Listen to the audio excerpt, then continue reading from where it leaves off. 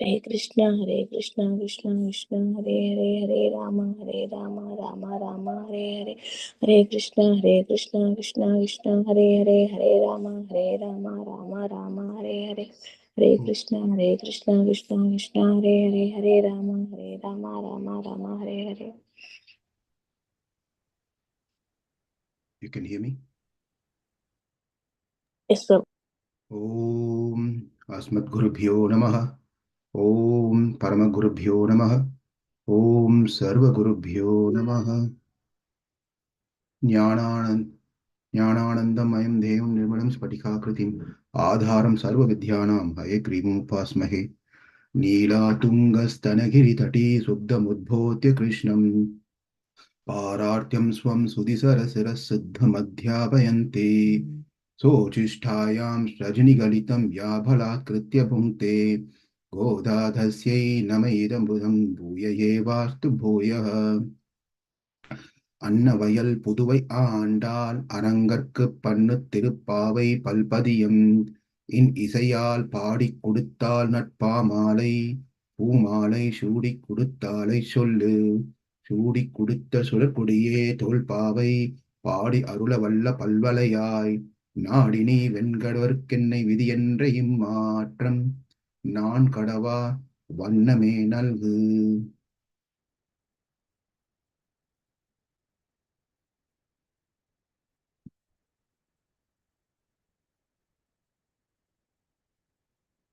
It is very important that we have been seeing in the past Pasuram the association of devotees.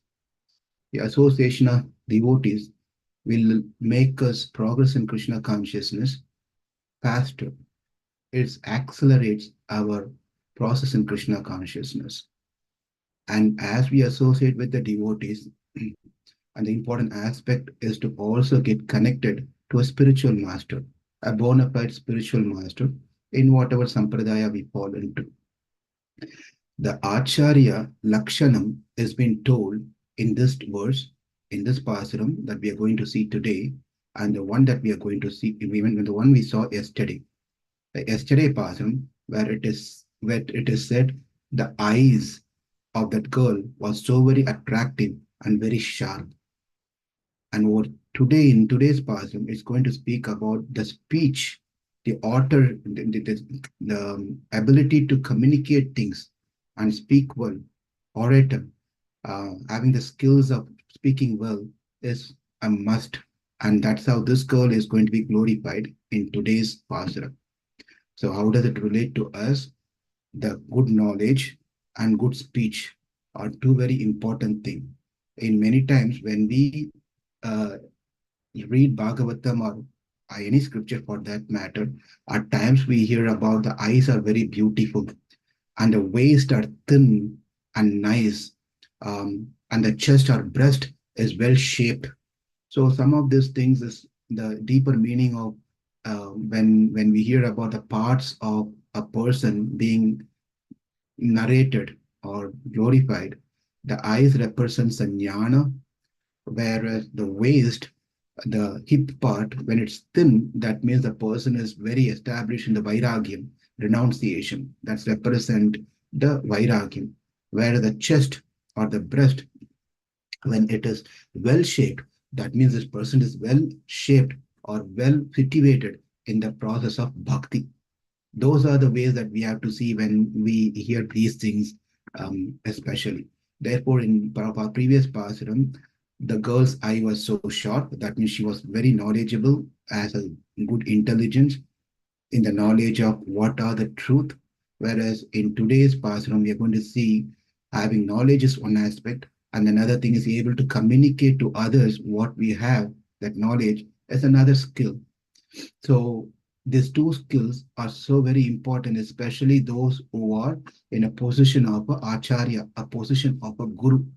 A guru must have these two things very much important. That you have to have a knowledge of the shastra, well versed in the knowledge in the shastras, and then not only knowledge but also able to convince and talk to people and tell them what they know, what they learned from the shastra.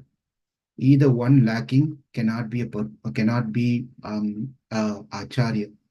Unfortunately, either one is lacking, cannot be an acharya. So both are very, very important. So we'll see today in this today's Pasuram, another wonderful, beautiful Pasuram where we are going to learn a lot of things here, or especially about the communication skill, how to communicate to our friends, our people, and wherever we are. So in the first six Pasuram, let's connect from what we have seen so far. The first five Pasuram we already know. That's our introduction, just an introduction to the Tiruppavai. Whereas the sixth Pasuram to the 15th Pasuram, it's about waking up the 10 girls of Gokulam. So the sixth verse, sixth Pasuram, which is the first Gopi, she was a new to Krishna consciousness. She doesn't know much about what are the rules and regulation process and things like that. And the second girl, but she have joined the party. The second girl also knows very good. She knows everything, but finally she also joined the party. Kodugulam Pave, very enthusiastic person.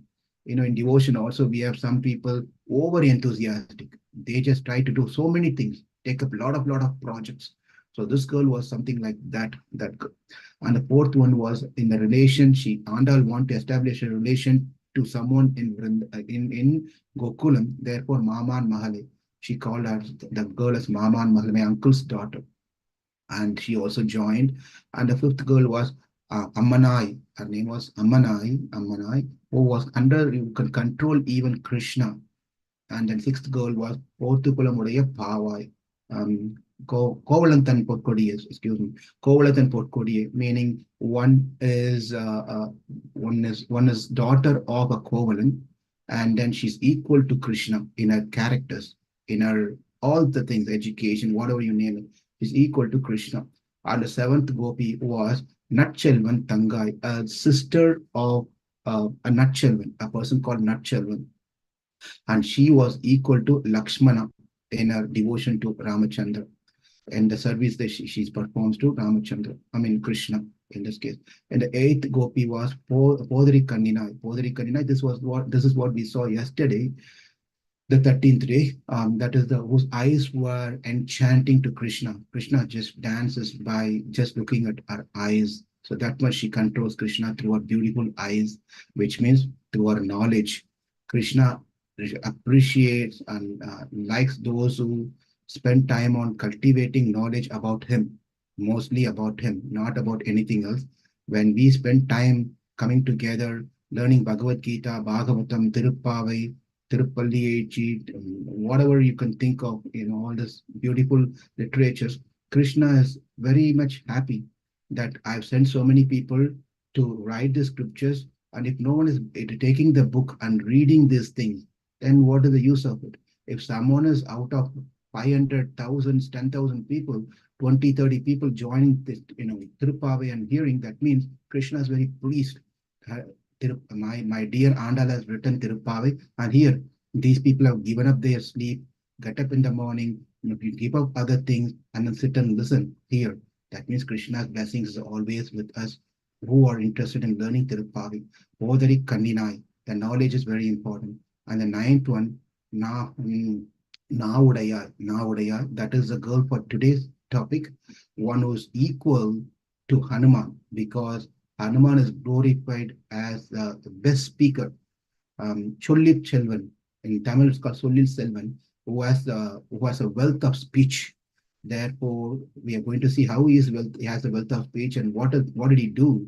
So Hanuman is glorified for speech. But that girl, Naudaya, her name is Naudaya, as again, these are not their actual certificate names, birth certificate names. These are identified by their quality. That's all. We really don't know their names, actual names, but they are gopis. Nowadays, this girl is a good orator like Hanuman who can easily convince Krishna. We really need someone in our life who can talk to Krishna and convince to accept us, because otherwise it's very hard for us to survive. It's very hard for us to go back to Krishna. We need someone in our life who can in behalf of us can go and talk to Krishna. Krishna, just please accept this guy. He is just wandering in this world, anadi kala janma. He's been taking many lifetimes. He has been wandering. Finally he came to your temple today. He's just chanting few rounds. He's just taken up, trying to do his best to follow whatever is being told. Please accept him. Krishna is going to tell, no, this is how everyone will come, but I'm not. But Krishna, the girl was going to tell this whole, the mediator, who can have a very good ability to speak, is going to tell Krishna, I heard that you are very compassionate, right? And Krishna is going to tell, yes, yes, yes, I'm very compassionate, Karunikan. Dina Dayalu, Dina Dayalu, please doesn't, who doesn't have it, something, then I'll give them what they really need. And so, yeah, you are so and so, right? Yes. So, do you know the meaning of that? Compassion means? And Krishna says, yeah, I know what the meaning of compassion means. What is it? Well, compassion means you just show your affection, love to someone who cannot survive themselves or take care of themselves or in a difficult situation and they need some help and they can't do anything else. Well, here is the boy that I brought to you right here, right next to me. And what is the question that you have now? If you want to retain you are Karunikan, you are a compassionate person, you're a merciful person, you're a tolerant person, you're patient. If you have to prove that you have these qualities. How are you going to prove these qualities? You have these qualities unless and until you accept this boy who's completely fallen. You cannot. So if you want to maintain your name, that you are great with all these wonderful qualities, you better accept him. And when this person tells the speaker who can speak like this very nicely and convince Krishna get convinced about when he heard this one. So therefore, Krishna get convinced with such person who can speak very well. And it's not a matter of communication skill that people try to go and learn from what is it, toaster, some toastmaster and things like that. It's not like that. It is about knowing how to talk to Krishna. It's about trying to tell the truth and try to save a jivatma from this world. So we have to know that type of talking, what needs to be spoken to Krishna, how to speak to Krishna, and that is only can done by a mediator. We need to have someone between us and Krishna. We go in front of Krishna and speak to Krishna, we'll blabber. We don't even know what to speak. We will think about 100 things to go and talk to Krishna. When we go, especially this happens, people go all the way, they plan things to go to Tirupati. Tirupati, not Tirupati, the shop Tirupati over here, that's new shop that's open in St. Louis, Tirupati in India. So Tirupati, well, if you go to the shop also, we can remember Tirupati, Srinivasa Perumal. So it's just nice. At least someone is having some such nice names rather than calling us this bazaar and that bazaar and all those different things. You know, at least we can anything. If this is interesting, it's nice in India, especially now. It might have changed. Any business they start, they always connect to God in some way or the other. I used to play when Deepavali comes. Deepavali, we go to the cracker shop to buy the fireworks, and there are something called different things called Lakshmi bomb, Lakshmi Vedi, they call Lakshmi bomb, and something. It's all related to God's name, and then you can see that. There are this something called BD. BD means a cheaper version of cigarette. Don't ask me if I'm familiar and used to all this thing. All this thing. This all. So BD, Ganesh BD. Like you go to you walk and then go someplace. You say Krishna bar, wine bar or alcohol. You see always as a connection of God. So it's nice to have whatever you do, at least connect the business with Krishna, the others will at least remember, oh, Tirupati means is the Lord of Seven Hills, Sri Srinivasa, some things like that. It's nice. Anyway, coming back here, Podarikana, naaudayaai. So Hanuman is very good a speaker. So therefore, we have to have someone who can speak and convince that, yes, please accept this boy, this girl. She's come to you. He's come to you. Don't try to be adamant of trying to scan and find out what are the good things, what are the good karma, what are the bad karma. Is he having this qualification, that qualification? Has he performed karma yoga, jnana yoga, bhakti yoga? Don't check all those things because he's not going to do anyway. Even if he do, not sure how long he's going to do. Therefore, he has come now, surrendered to you. Please simply accept him. And this is exactly what we need in our life, someone in between us and God to help us to connect and recommend us to God. That's the role of a speaker. That's the role of an Acharya. And that's the role of a Guru. That's the role of a devotee to speak for us. With that said, let's enter into today's Pasuram. உங்கள் புழக்கடை தோட்டத்து வாவியுள் செங்கழுநீர் வாய் நெழுந்தாம்பல் வாய் கூப்பினகான் செங்கல் பொடிக்கூரை வெண்பத்தவத்தவர் தங்கள் திருக்கோடி சங்கிடுவான் போதண்டார் எங்களை முன்னம் எழுப்புவான் வாய் பேசும் நங்காய் எழுந்திராய் நாணாதாய் நாவுடையாய் சங்கொடு சக்கரமேந்தும் தடை கையன் பங்கைய கண்ணானை பாட் ஏலோர் எம்பாவாய். So let's see the meaning, word by word meaning. Ungkal.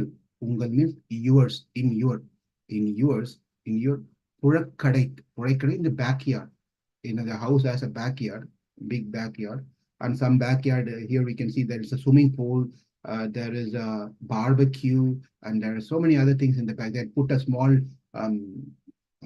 whatever. You all understand how the backyard looks. Therefore, in the backyard of this girl who's sleeping inside, Ungkal, Andal is addressing the girl who's sleeping inside. In your backyard, Purakkadai, Thotattu, the backyard garden that you have, Vaviyul, there is a pond. This girl's backyard has a pond, a nice pond over there.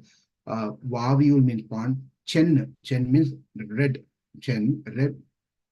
Chen, Garinir. Garinir means a rose. Tamarai, a rose, or it's called lily here. Rose. Vai means mouth or petals. The lotus has petals. The lotus has a petals, right? Nirundu, open. Nirundu means open. The red flower which is there on the backyard of, you have in the backyard, there is a pond. In the pond, there is a red flower, the rose flower, and it's open its mouth. Open its mouth means what? It's blossomed. It's blossomed. Ample. And there is also water lilies. There's a lily flowers, little lily flowers. Kumbina means kumbina means to close, closing. The eyes are closing. Kumbina means closing the eyes or closing something. Kumbina Khan. See, she's telling you, see, in your backyard, you have a beautiful garden. In the garden, you have a beautiful pond. On the pond, you have different flowers. You have a rose flower. You have a lily flower. The rose flowers are blossomed and the lily flowers are closed. And then it's just shrinked. I mean, it's just closed. One flower is open, another flower is closed. Ambal Kumbina Khan, Chengal means red. Red. Chengal means red. And Podi means powder. Chengal Podi means red. Chengal Podi, Kure, Kutrai, right? Ungkal Purakkadai Thotattu Vavi, Sengarinir, Vai, Nehirundambal Vai, Kupina Khan, Sengal Podi Kure. Yeah, Kure. This is Kure. In English, it's a Kure. That's why I have two Ks here. I put two Ks. Kure. It's not Kure. Kure means problems, complaints, things. Kure. In this Kure is a olden Tamil language. Kure means robes. Robes means a dress, a garment. Kure. Venpal, ashes. Tavattavar. Tavam means tapas. Tavam in Tamil, and it's the same thing in Sanskrit, tapas, right? Tavattavar means ascetics, the saints, ascetics. Right? Tangal means their, Ungkal means yours, Tangal means theirs. Tangal is yours, Tangal is theirs, and Ungkal is yours. Tiru means sacred, Tiru say Koil. Koil is a temple. Koil means a temple, Mandir, a temple. Tangal Tirukkoil Sangiduvan. Sangiduvan means Sanku here means a conch. We already know what Shank means. Shank means conch. Also, there is another meaning for Shanku means a key to open the door. If you have a key, that's the key to open the door. Therefore, Sangiduvan means it's also represent key. It also means conch. Sangiduvan, Podanda or going. Podanda, Po means go to go. Podanda. Ungkal Purakkadai Thotattu Vavi, Sengarinir Vai, Nirundambal Vai, Kupinakan, Sengal Podi Kore, Venpatavathavar, Tangat Tiruppavai, Sangiduvan, Podanda, Yengalai means us, Munnam, first. Yengalai, us, first, Munnam, first, Riruppuvan, you will wake up. So what happened is, just to connect things here, this girl was sleeping inside. The girl has promised and told that I'm going to wake you all up, but then she's sleeping here. That's the point here. So we'll get more details as we go to the other part of this one. So now, Yengalai Munnam Eluppuvan, you told that you're going to wake us up first. when we met yesterday and spoke about all the details of Pavai Noble for this Margari, what we are going to do, you are the person who first raised your hand and said, don't worry, it's a wonderful program. We are going to do this one. I will be there before this curtain opens for the Mangalarti. I will be the first person to be there. But the thing is, she's still sleeping. Where is she going to be there? And that is what has been told here.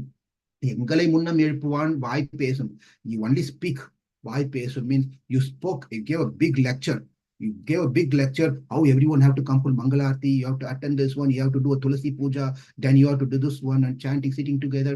We have to do one. You did great speech. You are a great orator. You are wonderful speech. Nicely, you gave a great inspirational speech last night. எங்களை முன்னம் எழுப்புவான் வாய் பேசும் நங்காய் Nanga hey girl Nanga எழுந்திராய். Now you get up. We are already here. We are already, you are supposed to come and wake us up. Rather, we all are here. 499,998 of us are here to wake you up. எங்களை முன்னம் வாய் பேசும் எழுப்புவான் வாய் பேசும் நங்காய், oh girl, எழுந்திராய், wake up, naaudayaai. This is the name of the எழுந்திராய், naaudayaai. Yeah, naaudayaai means shameless one. Oh shameless one, naaudayaai. Oh shameless one, a great orator. Look at this contradictory thing. Either you praise or you blaspheme someone. How can you do both the thing together, right? Naaudayaai, nana means shame or shyness. Nana means shy. So naaudayaai means shameless girl. They tell you you're a shameless girl. You spoke so much, but you failed to do what you spoke. You couldn't execute it. Therefore, you're still sleeping. Therefore, you're a shameless girl. Naaudayaai, a talkative girl. It's a talkative girl is literal meaning, but then actually what she's saying, you are a great communicator, orator. You're great, very good in speech. You're very good in speech. Nangai, Erendirai, Nanadai, Naudayai, Sangodu, Sangu means conch, Sangodu, Chakara means chakra, that's the wheel. Shanka means Shanka, and then Chakra means Chakra. That doesn't require any translation here. Shanka Chakra. Endum is was bearing. Shanka Chakra has been bearing by someone. Tata means wide, strong, broad. Kaya means a shoulder or arms.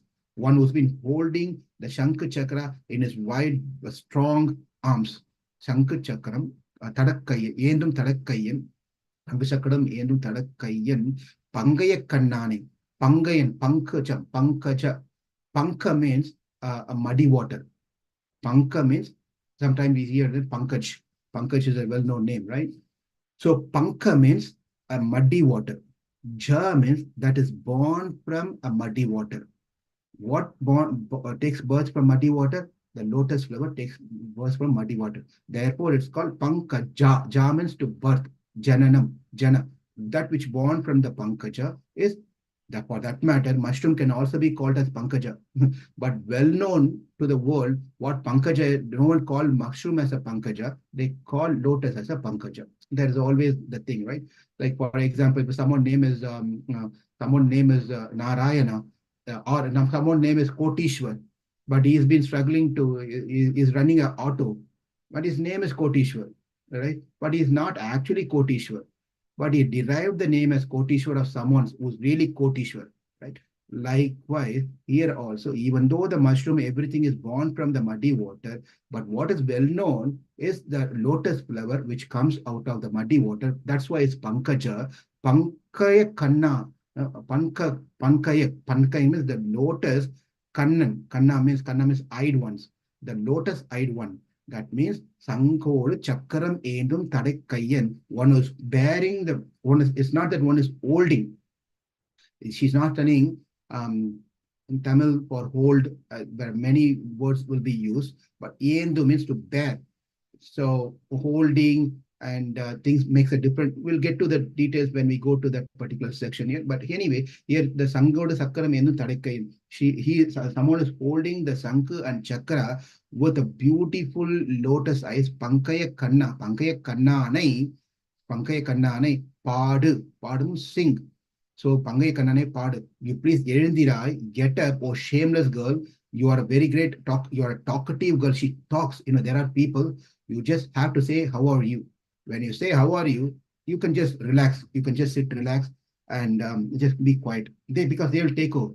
All you have to ask is, how are you, sir? How are you, Prabhu? How are you, Mat? You know what happened? I just came from this place yesterday, and 2 days I was there, and 3 days there I was there, and 2 days I did this one, and then it was so much problem, and that person did this one, this person did this one, and after that I came home, and then I have to cook by myself. It just goes on and on and on, and it never stops.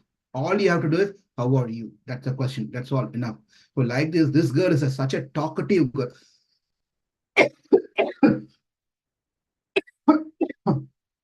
This girl is such a talkative girl, never stops. But also, she's talkative in a sense, sensible talk, because talking is good, but are we talking sensibly or not? That's a question. Because everyone wants communication. We all have to talk. Without talking, husband is in the one corner, wife in the another corner, the family is going on, children is another corner. There's no communication. What is life? Right? There should be a communication going on within the family, within the devotees, within the employer and employee and business, whatever there's a communication so very important. But communication should be a sensible communication. It should not be a useless communication. It just shouldn't waste the speaker's time and also shouldn't waste the hearer time. It should be valuable that two people talk together, produce some good result out of it, benefits both the speaker and the hearer and for the world. Therefore, naaudayaai, when this girl talks, she talks sensible. But it's going to be interesting how she's going to have a conversation with Andal and the party outside. It sounds to be like she's very, very, what she talks doesn't make sense. But that is a mood that is going to be carried over in this Pasuram. But she's a great speaker, great speaker. So ultimately, finally, what they're telling you, just get up and come with us. And she's asking, why? What do you want me to do when I come outside? Pangayakannane Padelur Empavai. My dear girl, you come join us and sing the glories of that person who carries Shankh Chakra and with a beautiful lotus eyes. Let's sing about him. Just join us. The meaning of this particular pasuram is, look in your backyard pools. Already the day is dawning. That means that Sandhya Kalam has come. The red lotus has bloomed and the blue lily is closed. Because what happens is that the lotus flower blossoms during the morning time. And whereas the lily flower closes during the morning time. So how beautifully she's just made this pasuram comparing two flowers and telling the information what flower, the red flower is blossoming and the white flower, it's actually white or lily here. It's white lily is just closing over there. She says this one, right? So Ungkal, and then the ascetics in their saffron robes and white teeth have gone to their temple to blow their conches. So what is she talking about? Saffron. Who is she talking about? She's talking about sannyasis. The sannyasis always wear the saffron cloth, right? Saffron dress. Saffron color represent renunciation, vairagyam, renunciation from worldly thing. That is a representation of why sannyasis wear saffron color. They have renounced everything of this world. So the ascetics are in their saffron robes with a white teeth. What is this white teeth? We'll see about white teeth later. Maybe they are using a special natural paste, right? Therefore, the teeth is white. We'll get to that one later. Have gone to their temple to blow their conches. Remember, Sangod. Shankh means where it also means conch. Also, it also means keys. Therefore, the sannyasis wearing a saffron dress with a white teeth, they have gone to the temple to blow the conch is one meaning. The sannyasis with the saffron dress, a white teeth, they have gone to the temple to open the temple door. Because what does it mean? That also means the key. Shankar, where we saw, is also to open. The key is also represented in that. You boasted that you would awaken before us. You told that you will get up say, at 3 o'clock, 2 o'clock before us, and you will come and wake us up. But look at what you're doing, shameless one. Get up, girl. You are droid talker, means you're very good in communicator. You only talk, you do nothing. In other words, you talk. I will do Prabhu, I will do this one, I'll do this one, I'll change the entire this city into Krishna consciousness, world to be Krishna consciousness. I will go preach there and go to the another planetary system and do this one. I can do everything. So only talk. Just talk. But action, zero. You are only talking so much so, but nothing in action seen from you. Let us sing. Now you please get up Now that anyway gone is gone, you didn't do what you said. At least we are here to wake you up. You just come out and then join us. And then what to do with when I join you? Well, Pangaya Kannane Padilur Empower. Let us sing the glory of the lotus-eyed who holds aloft a conch in his mighty hand. Unga Purakade Totatu Vavil, Sengarinir, Vai, Negandambal, Vai Kupinakan. That is, the lotus flowers in your pool are open, blossom, and the lily flower are closed. Lily flower. செங்கல் பொடி கூடை வெண்பத்தவத்தவர் தங்க திருக்கோயில் செங்கிடுவான் போதந்தார். The ascetics have got up ready and with the saffron dress, white teeth, they have gone to open the temple doors or gone to the temple to blow the conch. எங்களை முன்னம் எழுப்புவான் வாய் பேசும். You have to get up, oh shameless one. You told that you are going to wake us up. Nangai, எழுந்திராய், நானாதாய், நாவுடையாய். You only speak நாவுடையாய். You only speak, but nothing in action. சங்கோடு சக்கரம் ஏந்தும் தடைக்கையன் பங்கைய கண்ணானை பாடேலோர் எம்பாவாய். You come, better you come, join us and chant the name of the Lord, who is a barrier of Shankh Chakra with a beautiful lotus eyes. This is the key word, that is Pangaya Kannanai, one with a beautiful lotus eyes. And this Pasuram is an inspirational Pasuram for Swami Ramanujacharya. Ramanujacharya, before he got full-fledged into preaching, traveling, he was under a guru called Yadav Prakasha. Yadav Prakasha is from an Advaita school of thought. Advaita school of thought is that where everything is Maya except one, that is Brahman. Brahman, the absolute truth, is one. Everything else is Maya. So that is the Advaita philosophy. And Yadav Prakasha is coming from the Adi Shankara school of thought, which is Advaita Siddhanta. While one particular day, Ramanujacharya failed to go to Gurukul, to his guru. He was learning, Ramanujacharya was learning from this particular teacher, Yadav Prakasha, who was from Advaita school of thought. So the class was going on, and on that particular day, Yadav Prakasha was speaking on Chandogya Upanishad. Tasya yata kapyasam pundarikam evam akshini. This particular sloka, this particular stanza from Chandogya Upanishad, he was explaining, giving the commentary on that particular part of Chandogya Upanishad to all the students. Except Ramanujacharya. Ramanujacharya could not come that day, whatever the reason it could be. He was sick or he was doing something else. He couldn't make it to the school that day. But the next day when Ramanujacharya came, Ramanujacharya was massaging the body of his guru, Acharya of his guru, Acharya. He was massaging with oil. He's putting oil and he was massaging his head and shoulder and things. When the students were also sitting there. At that time, Yadav Prakasha was asking, you guys all remember what was taught yesterday? Everyone said, yes. What did I tell? What did we focus on yesterday? Tasya yata kapyasam pundarikam evam akshini. Very good. Now, who can tell the meaning of it? One boy said, yes, I can tell, sir. Okay, what is that? The eyes of the Lord. The eyes of the Lord is as red, as bright red, as the posterior or the back part of a monkey. The asana means the back part. The monkey's kapya means monkey. Kapi means monkey. So kapya asana means back. Kapi means monkey. The back part of the monkey means the seating, the back portion of the monkey, which is red in color. Of course, there are different types of monkeys, right? You can imagine, if you don't know, you please go to the zoo and you can find out there are different types of monkey. There's certain particular monkey whose back portion will be so dark in color. And then Yadav Prakasha has given an interpretation. The eyes of the Lord, the red thing on the eyes of the Lord looks like the back of the monkey.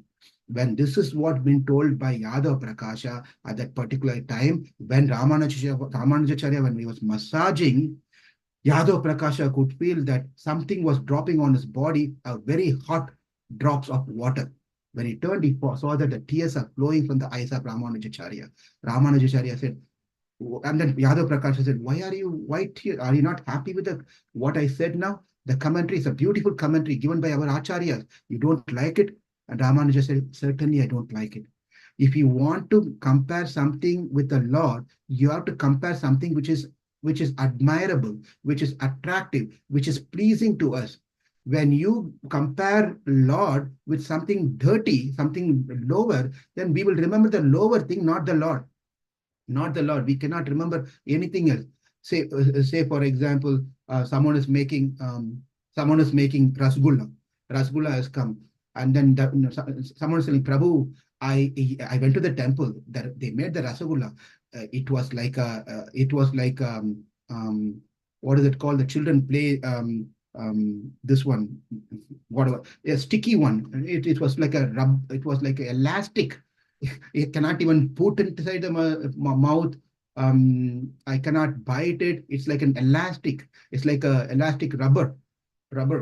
And then when you compare rasgulla with something like elastic, whenever I'm going to see gulab jamun, I'm not going to remember gulab jamun. I'm going to remember, oh, if I put this into my mouth, it's going to be like an elastic. It's going to be etc. Right? So whenever you want to remember something, that thing has to be glorified with something which is pleasing to our heart.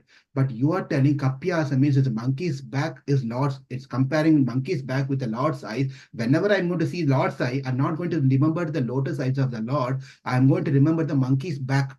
Monkey's back. And that is not the way that you have to interpret this one. And then Yadav Prakasha asked, well, do you have a better way of explaining this one? And that there are different explanation that Ramanujacharya gives. He gives to Yadav Prakasha. 1, 2, 3. There are different ways. 3 explanation he gives how Kapyasam does not mean the back of the monkey, and he gives explanation to it. It is not so. And one of the explanation that he gives is that it's the lotus flower on the beautiful pond, cool pond. The lotus flower blossoms when the rays of the kapi comes. Kapi here is sun. Sun is also called kapi. Asa means to blossom. Kapyasa means the sun's rays, when it touches the rose flower, it blossoms. Kapyasam, the meaning of the sun rays with rose blossoms the flower. That is kapyasam. Kam jalam pipati. Kam jalam pipati means kapi plus asanam, the water, the stem of the lotus flower is called kapi. And then it's bibati, the stem of the lotus flower drinks the water to nourish the flower, to blossom the lotus flower. Therefore, Kapyasa means this is the meaning, not a monkey's back. Please, it's not the monkey's back. So he was giving all this explanation. But the question is, where did Ramanujacharya get the inspiration of this particular Pasuram? Where did he get it from? And this is what the Pasuram is. The Pasuram, Ungkal Purakkadai Thotattu Vaviyul Sengirnir Vai Negundambal Vai Kupinakan Sengat Podikkoorai Venbat Tavattavar Tangal Tirukkovil Sangiduvan Pothandar Engalai Munnam Ezhuppuvan Vai Pesum Nangai Ezhundirai Naaudayaai Naanathai Naaudayaai Sangodu Sakkarame Endrum Thalaikkayin Pangaya Kannanai Paadelu Empavai Pangaya Kannanai. Ramanujacharya took this particular word from this one to interpret it, give the commentary on that particular sloka from the Chandogya Upanishad. Tasya yata kapyasam pundarikam evam akshini. Akshini, the eyes are like that. After saying this one, now let's get into going back to the Pasuram here. Ungal Purakkadai Thotattu Vaviyul. Ungal Purakkadai Thotattu Vaviyul. Now the outside girls are standing. Now we are going to the other part of, we saw the word by word meaning, we saw how it is connected and how it's an inspiration to Ramanujacharya. Now we'll see the learn line by line and get much more into details of what this Pasuram says. Now the girls are gathered outside this girl, the ninth house in Gokulam. They all gathered here. How many? 499,998. Right? 2 more girls to go. Today is one, and tomorrow is another interesting one. So that finishes waking up of Bhagavatas. Bhagavatam devotees. Waking up devotees will be completed tomorrow. And then after that, from what? Tuesday. Yeah. From Tuesday. Yeah. Whatever day. I can't even remember what day today is. Today is whatever it is. Anyway, so the outside, the girls are telling, hey, please get up. You please get up. And the inside girl is telling, it's not morning yet. Why don't you all please return back home, sleep for a couple of hours, and then you come back and wake me up. And the outside, it's already morning, my dear. It's already morning. In the garden, the pond, in the backyard, the roses have opened their mouth. It's blossomed, and the lilies have closed their mouth, the petals. And that is what happens in the morning time for this flower and that flower. Ungal Purakkadai Thotattu Vaviyul, in your backyard, where the pond is, the flowers are there. This is what is happening. It's ready. Again, Andal is giving evidence. This is a part that we have to be noting clearly, that Andal stopped giving evidence of this natures, the chirping of the birds and the sun rays on the eastern side, and she stopped doing all those things. But then again, she's telling these things here. The reason is that the acharyas compares the blossoming of the lotus as knowledge. The reason that we have to understand is this Pasuram is very much connected to an Acharya. Of course, the whole Tiruppavai can be connected to an Acharya, waking up of a Acharya, a Guru, or a Bhagavata, or a devotee. And that sleep is again not this literal sleep, it's from their anubhava, it's by experience, Krishna conscious experience that they have. Therefore, the Acharya compares the blossoming of the lotus to a knowledge. The knowledge blossoms. This happens when they get the rays of the sun, right? The rays of the sun. When does the flower blossoms? When it's morning time. When the sun rays falls on the flower, the lotus flower blossoms. Likewise, only Lord Narayana, the sun, who can blossom our knowledge.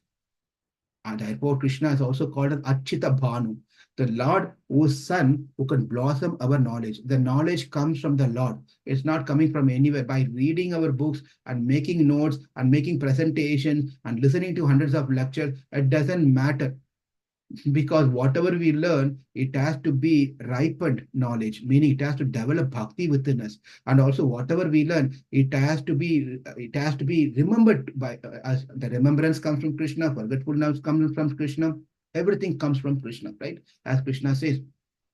uh, so we have to understand that Narayana is the sun who blossoms our knowledge. The important relationship between Krishna and the important relationship between Krishna and a devotee, Krishna and an acharya, a guru, can be understood by this particular Sengarini Vai Nirindambal Vai Kupinaka. This line tells about how Krishna and devotees, or how Krishna and a guru works together to help a jivatma.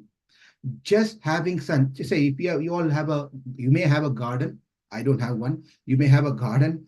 You have nice flowers, right? Garden means to have nice flowers. So what I meant is I have a garden, but there's no flowers. It's just a lawn. Some of you are very much interested in all this planting and flowers and things like that. You know very well that when you put a flower, especially say a rose flower, and then what does it require? It requires the rays of the sun. The rays of the sun. The sun rays are needed. So I'm coming. I'm never involved in gardening myself. So I come to someone and tell him, Sir, Mataji, Prabhuji, I have a flashlight. Can I hold a flashlight on this flower? Oh well, that is not going to help the flower. The flower needs the sun rays. Now I'm telling it, okay, if that is what is needed, just let me take the flower out of the ground, and put near the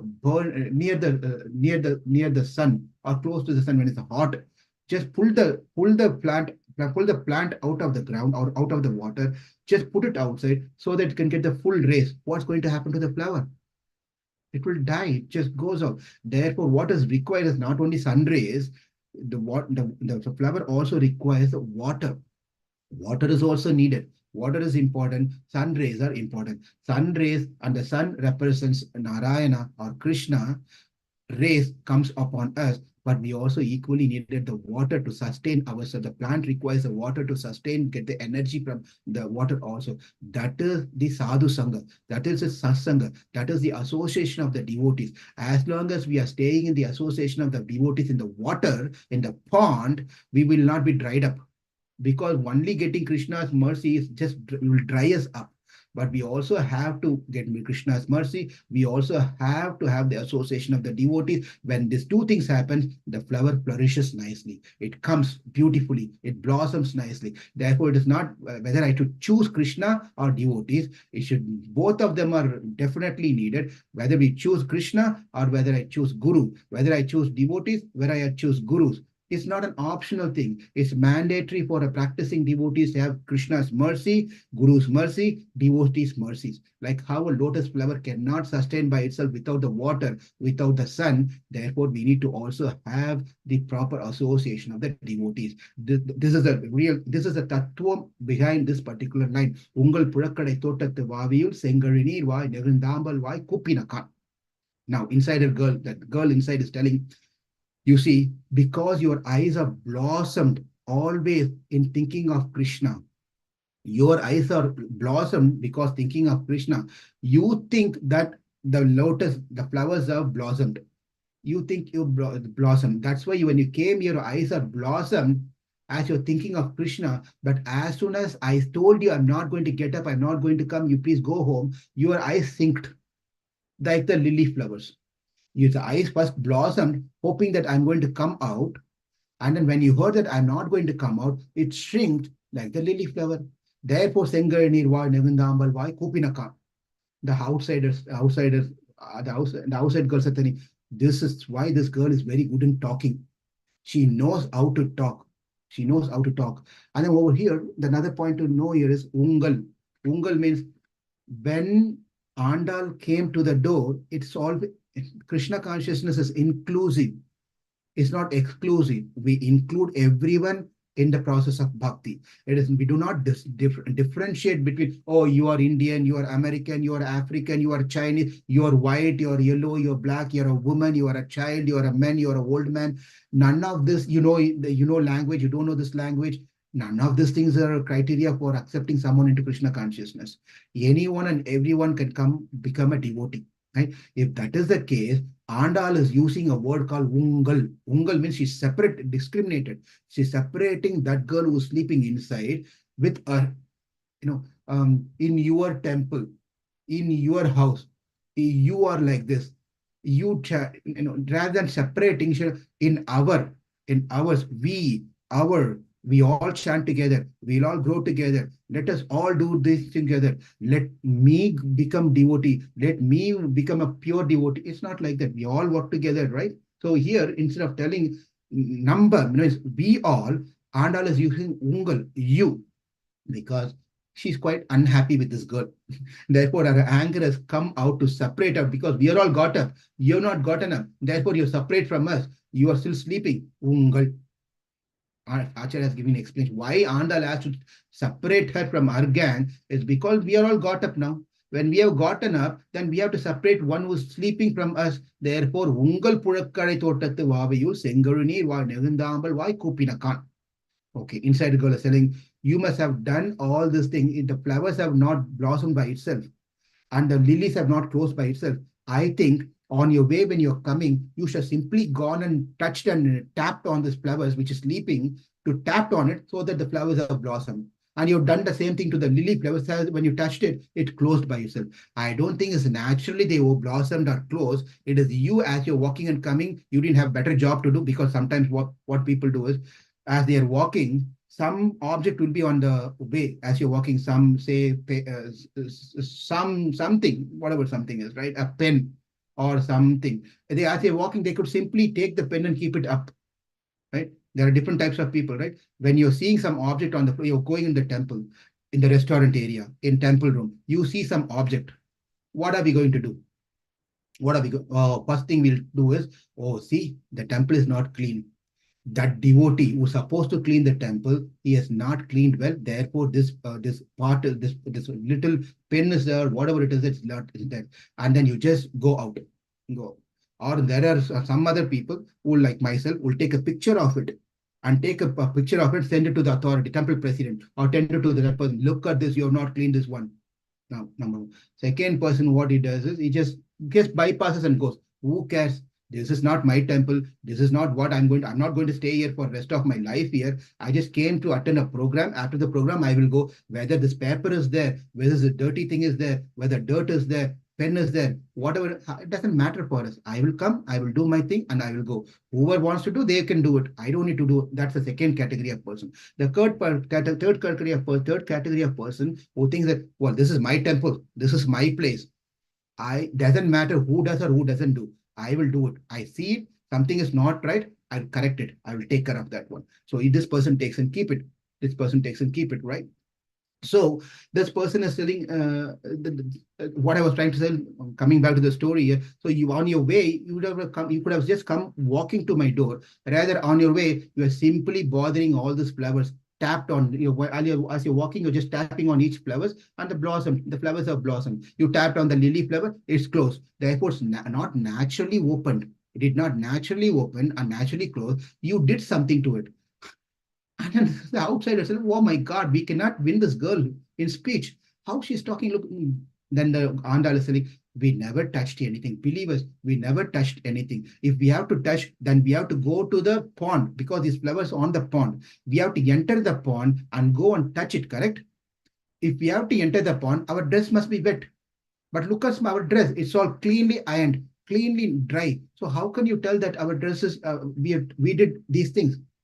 And the inside girl saying, you know what you're doing. You're very skilled. You can do things without getting wet.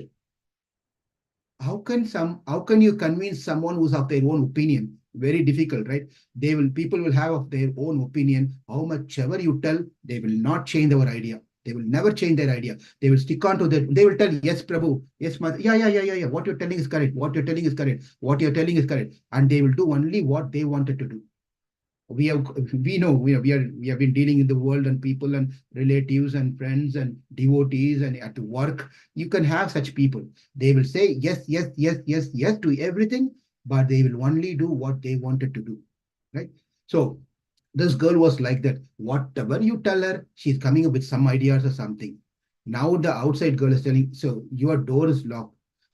How can you told that Ungkal Purakkade Thotattu Vavil? The inside girl is asking, you said that inside my backyard, the flowers are blossomed, and another flower, the lilies are closed, right? Yes, correct. I said that one. When did you come to my backyard? The girl from inside is asking, you must be speaking about the field outside, correct? The other flowers, you're talking about the other flowers in my neighborhood. And then Anda said, not the other flower. It is not other flower. It's your flower on your backyard. He said, other. See, then this girl from inside is telling that, listen, my flowers are very special. My flowers are very special. The other flowers would have gotten up, blossomed in a wrong timing. But my flowers are so special, it will only blossom exactly when the sun raises, when it's the right muhurta, right time. So I think the other flowers are not maintained well, of low quality. Therefore, they got up very soon and they close very soon. But my flowers are not like that. They will only blossom at the right time and they will only close at the right time. And this girl says that, no, it is your flower. Ungal Purakkadai Thotattu Vaviyul. That means in your backyard, in the pond, your flowers have blossomed. That girl from inside is saying, how do you know that? How do you know that in my backyard, you're standing in the front, my door is locked. You have to go through my door to go to the backyard, right? And on if someone is arguing, well, there is a gate on the lawn side, that is also locked because people may come up with all these crazy questions. Prabhu, there are lawn doors that she would have gone through the lawn. Lawn doors, just for the sake of avoiding such questions, lawn doors are also locked and closed. Okay, so there's no entrance to the backyard. Not entrance to the backyard. Now this girl is from inside. She's asking, how do you know standing in the front of my house, my doors are locked, closed, and you're commenting about my backyard, the flowers in my backyard in the pond. How can you tell this one? Well, when all the home backyard, the lilies have closed, the rose have blossomed, how can your flower be an exceptional one? How can your flower not? When 100 flowers are getting blossomed, your flower must also get blossomed. Anumanam. This is called Anuman Pramanam.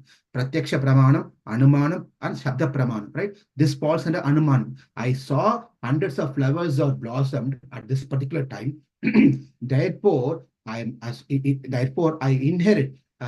Therefore, we can understand that the flowers at your backyard also of same nature would have blossomed by now. That is why this girl said, my flowers are very special, yeah.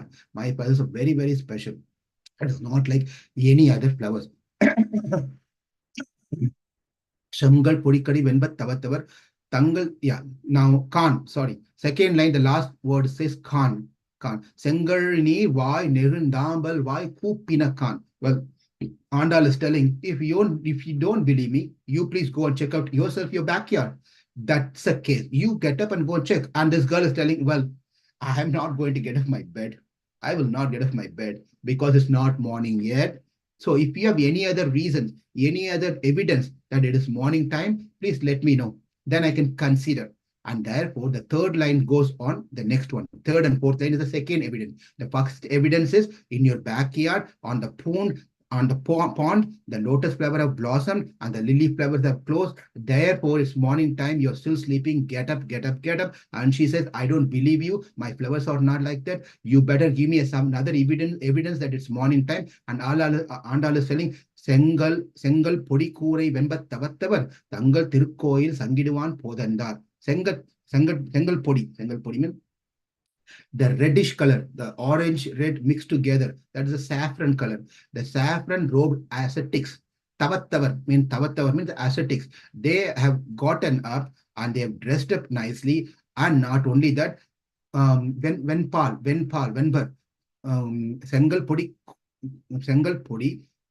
கரு கூரை கூரை வெண்பத்தவத்தவர். Their teeth are also white in color. Their teeth are, because for renunciate, for the sannyasis, there are certain things that are very important. Three things should be kept clean and white.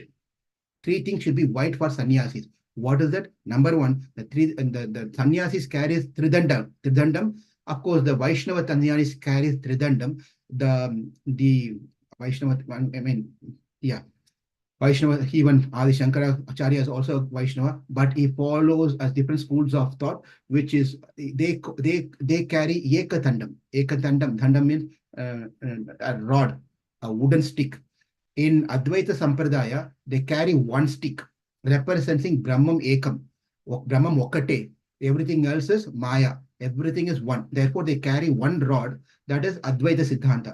Whereas the other Siddhantas, other Vaishnava Siddhantas, they carry three rods, three wooden pieces together. It's called Tridandi. Who carries the Tridandam is called Tridandi. So therefore the Tridandi, three. And in that Tridandam, they will have a flag, and that flag is white color. It has to be white color flag. And that flag should be white in color all the time. Number one, for sannyasi. Number two, the Yajnopavitram. Yajnopavitram means the sacred thread that they wear. And this is again a difference. The difference is the sannyasis, the Advaita philosophy, they do not have shika, they don't have the sacred thread, they renounce everything. Whereas the other school of thought, other Vaishnavas, they have shika, the small tusk and the tuft on the back of the head, and they also wear the upavitram, the sacred thread. So the sacred thread should be white in color for sannyasi. It should not be brownish and dark and dirt here and there. That should not be there. And by the way, this is not only for sannyasi, even for others who are not sannyasis, who are having the thread, it has to be kept clean and white all the time. Right? Number two. Number three for sannyasi is that their teeth should be white as it could be. It has to be white in color. In other words, the teeth will be white only when you eat right food. That's the indication. If your teeth is not white in color, that means we are eating things that are not good.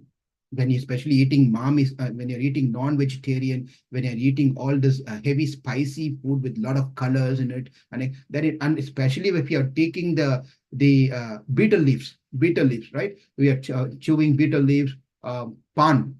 Those who don't know what that means, is pan. If you're taking pan, then obviously your teeth is not going to be white in color. It will be all different colors, multicolor teeth. If you smile, it's all will be in multicolor. So for sannyasi, it should not be like that. The three things, the tridandam should be white in color, the flag on the tridandam should be white in color, the yagyo pavitram should be white in color, the teeth should be white in color. The saffron color represents this tyaga. The saffron color represents the tyaga that they have done. The white teeth represent the purity in them.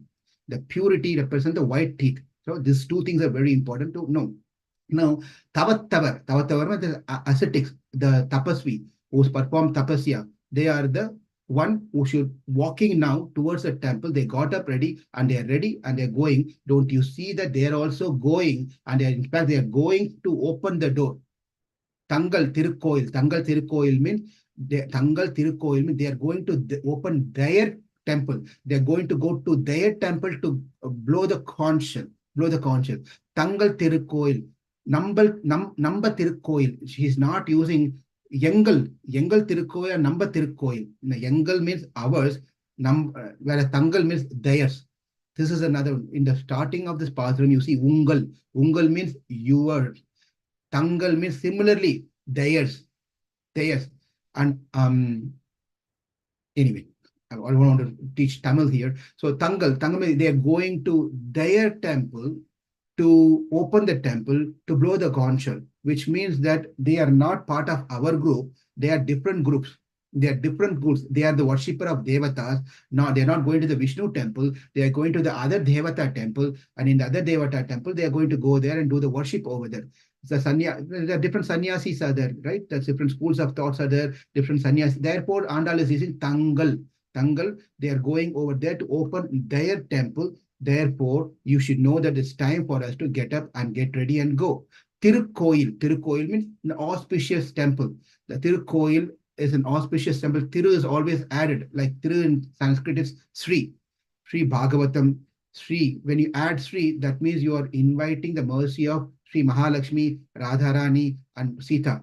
Right? It's Sri. When you add Sri, that means you are not that becoming you're great. If you're adding Sri, that's not, one should not think that I'm a great person. Everyone should call me Sri so and so. It's not like that. You're just adding Sri. Sriman means one who has got the blessings and mercy of Sri.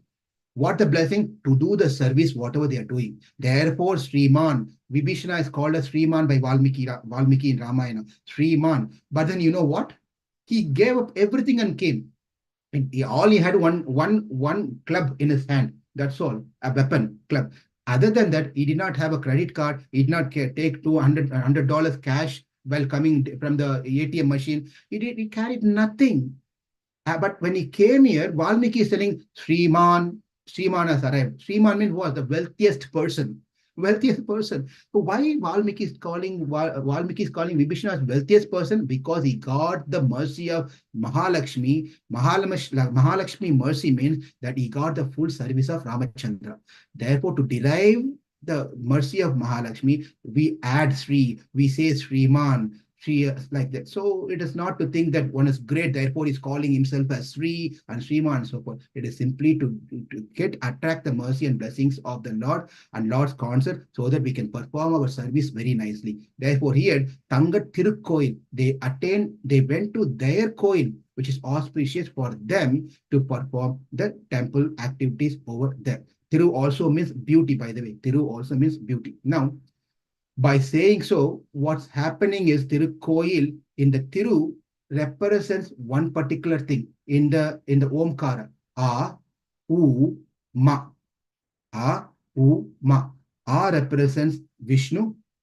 U, Ma. Ma represents Jivatma. This shouldn't be new. We addressed this, we shared this one in one of the previous Pasuram also. But in this context, it's important again to know that Om has three syllables. A, U, Ma. A represents Vishnu.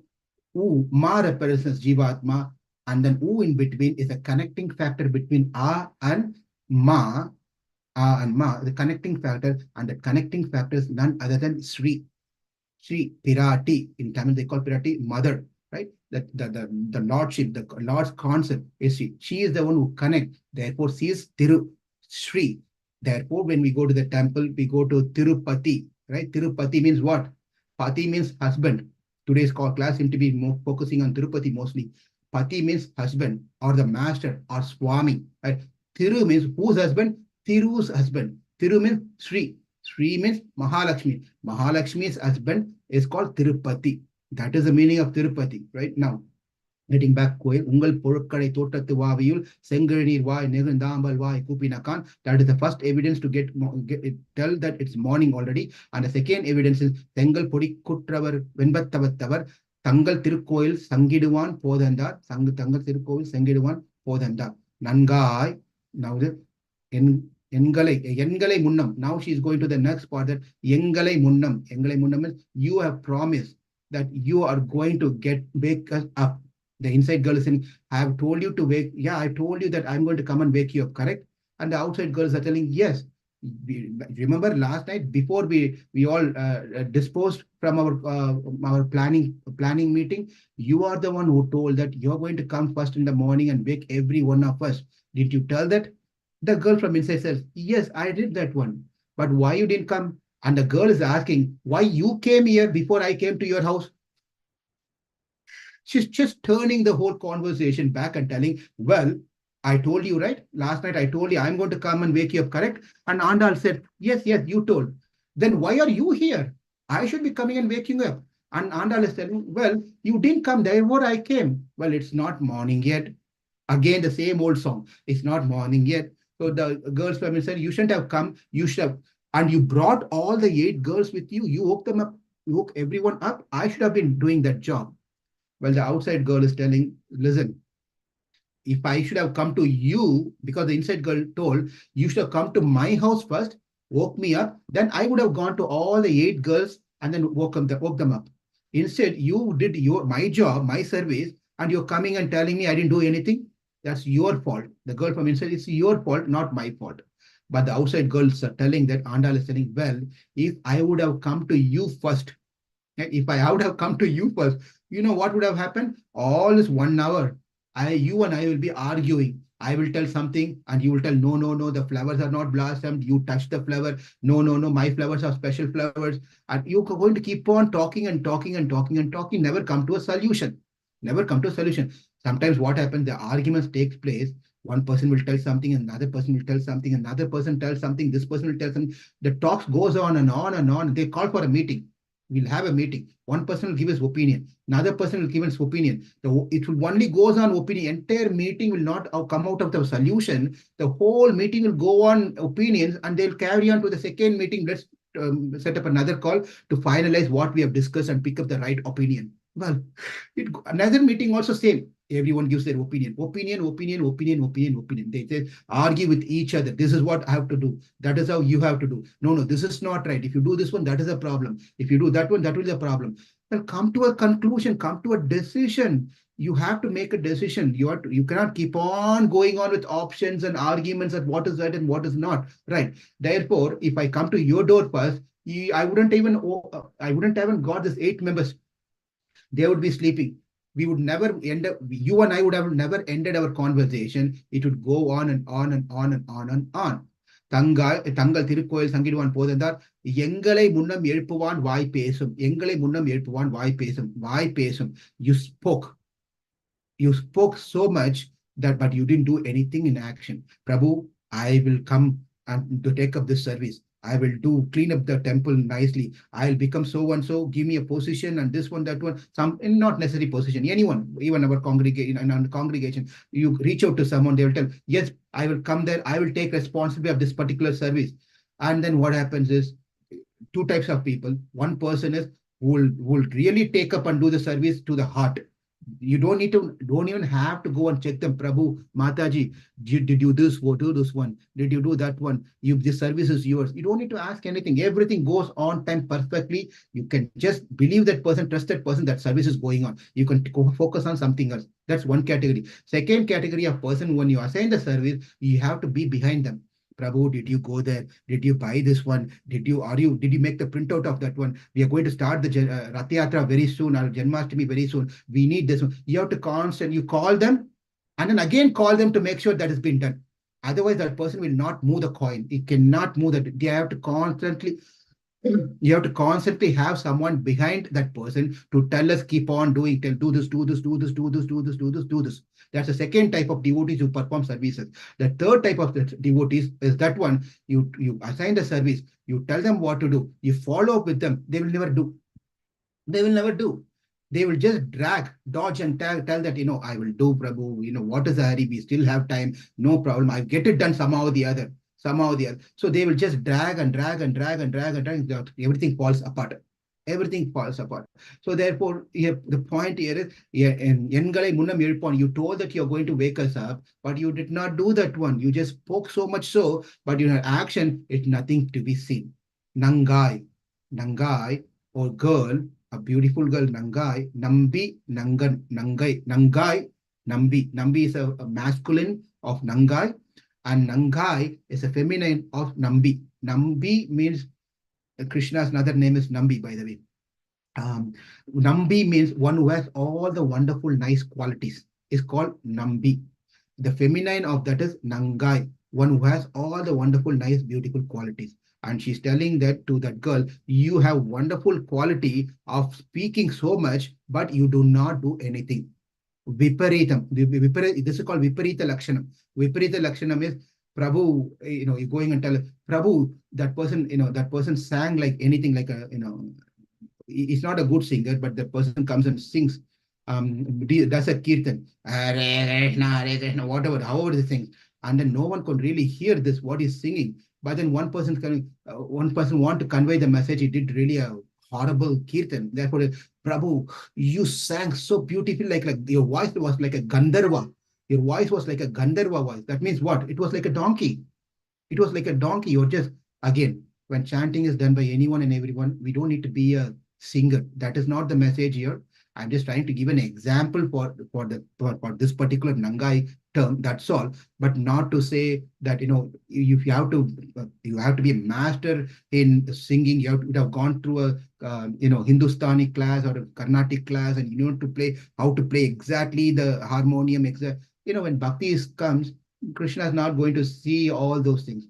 But especially when you are doing a big time kirtan, like 4 hour kirtan, 6 hour kirtan, that time you have to be make sure that who's singing, because we are having a special program. That time you don't want to put someone who's a new singer, right? So that's all different case. But in general, for a bhakti, it doesn't really require whether you're a great singer or whether you know how to play harmonium, whether you know to play mridanga, doesn't really matter, right? So what this person tells, you sang like a great Gandharva. And so what the great singer is, your great Gandharva, your voice is like a Gandharva. That means your voice is like really like a donkey. That is what it means. This is called Viparita Lakshanam. You don't convey the message directly, you convey indirectly of what the worst thing is. Like that, what she's telling in Nangai, or auspicious quality, you have all beautiful, you have all beautiful qualities, wonderful qualities. That means what? You don't have anything. You don't have anything because you couldn't keep up your promise. You're not doing what you're supposed to do. Therefore, she's using a word as to the thing called Viparita Lakshanam. Nangai எழுந்திராய், naaudayaai. Naaudayaai means get up. Naaudayaai means a good orator, a talkative, a best person who can speak nicely, sweetly. Some people are there, when you talk to them, you get so much attracted, and your heart melts. You just become theirs, right? You just get attracted to that person. They have this special skill of how to talk. They know how to talk, when to use what word, how to use, what is the tone to give when you're speaking. You can't just say, Andal came. She was in front of the door and she told to that girl, your backyard has a garden. In the garden, there is a pond. Pond has 2 flowers, one blossomed, another one closed. Also, the ascetics are gotten up and they are going to the temple to blow the conch shell. And you please get up and come, oh talkative girl. Come on, everyone will go to sleep.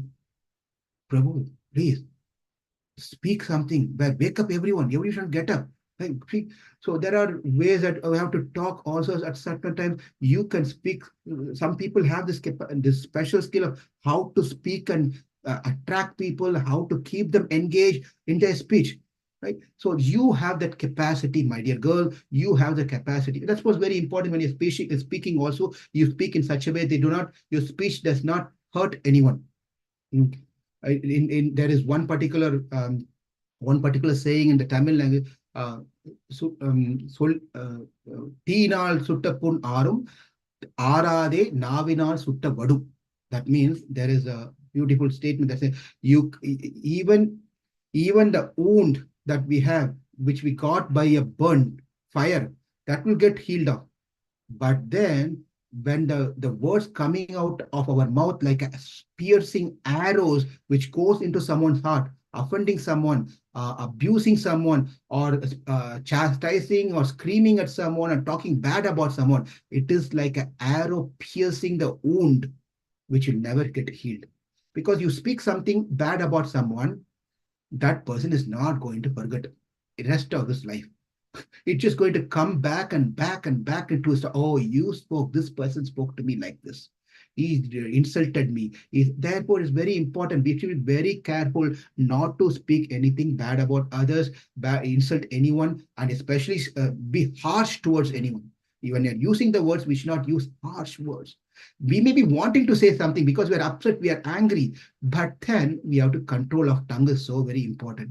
The tongue can be it's like tongue is the only one which does not have bone, right? In our body, we have bones everywhere, but tongue doesn't have a bone. That means what? It can twist and talk and bend and however it want, it can do. Therefore, we have this boneless organ called tongue, can talk however it want, but we have to put a bone. We have to put a control over the tongue to speak only what is necessary to speak, how to speak. Our speech should not harm anyone, it should not be harsh, should be good. Therefore, Nangai, oh good girl, you are a very good orator, you are a very good speaker, but you spoke all this thing. But what is the use? So everybody has a tongue, right? So this particular Pasuram speaks about Acharya who can speak well, because not speak harsh, who can speak well and use the tongue in the service of the Lord to preach and bring people into Krishna consciousness. As we spoke yesterday, all the faculties that we have in the body is engaged in the service of the Lord. And the tongue is the most important thing of everything, right? One can say here is important because we have to start hearing also. But tongue is also a very important organ because it performs two functions. One is to taste, another one is to speak. Without the tongue, we cannot do either one. So we taste Krishna Prasadam and we speak about Krishna Katha. These are the two very important things. Since the sleeping Gopi did not refute what they said earlier, therefore her character has been. It said that you have a double tongue. You can talk so much too. You can not convincing me in such a way that it is not morning yet. Naaudayaai. How much ever we spoke, you have been talking and talking and talking and talking so much to refute what we are telling for your benefit. But you have to come out and please give us your association. And this is what in Ramayana, Hanuman is glorified for his speech. Hanuman is glorified for his speech.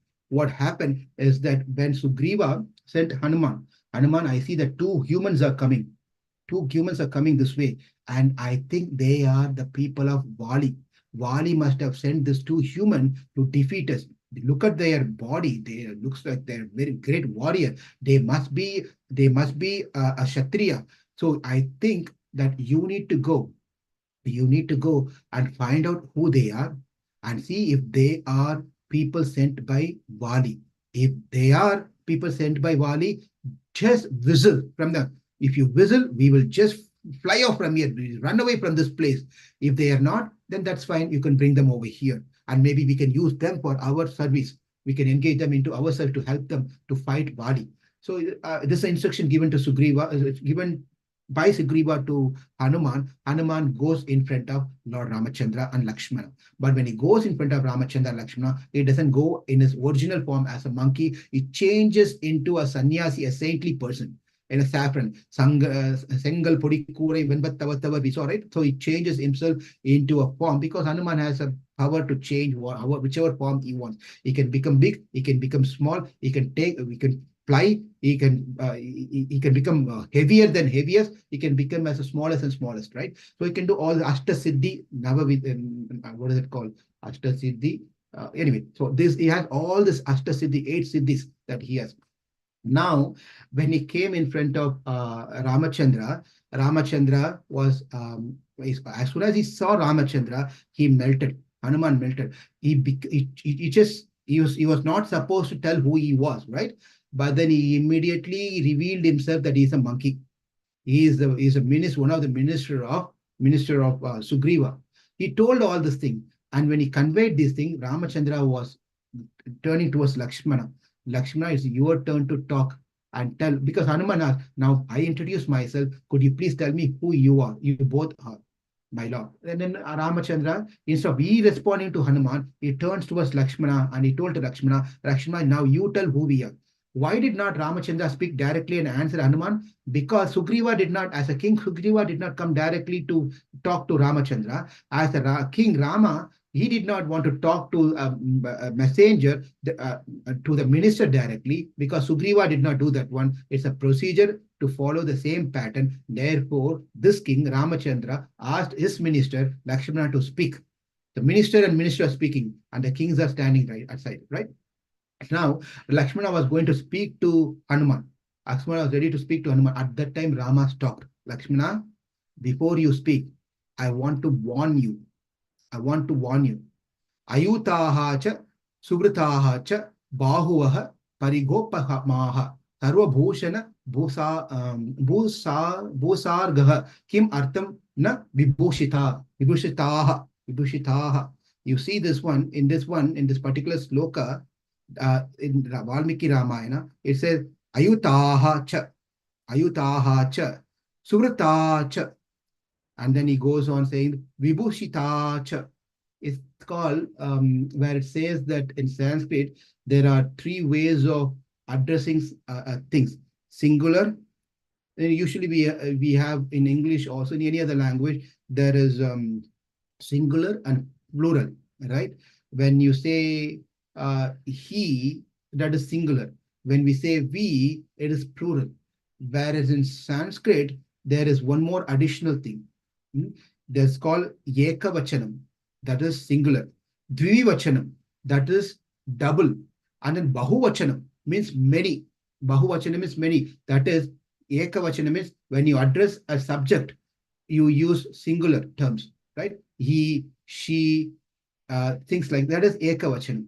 When we are using two people, Dvivachanam. Dvivachanam is, it's only in Sanskrit, it's like that. Dvivachanam means you're representing two people. When you're representing many, more than two, that is three and above, that is called Bahuvachanam.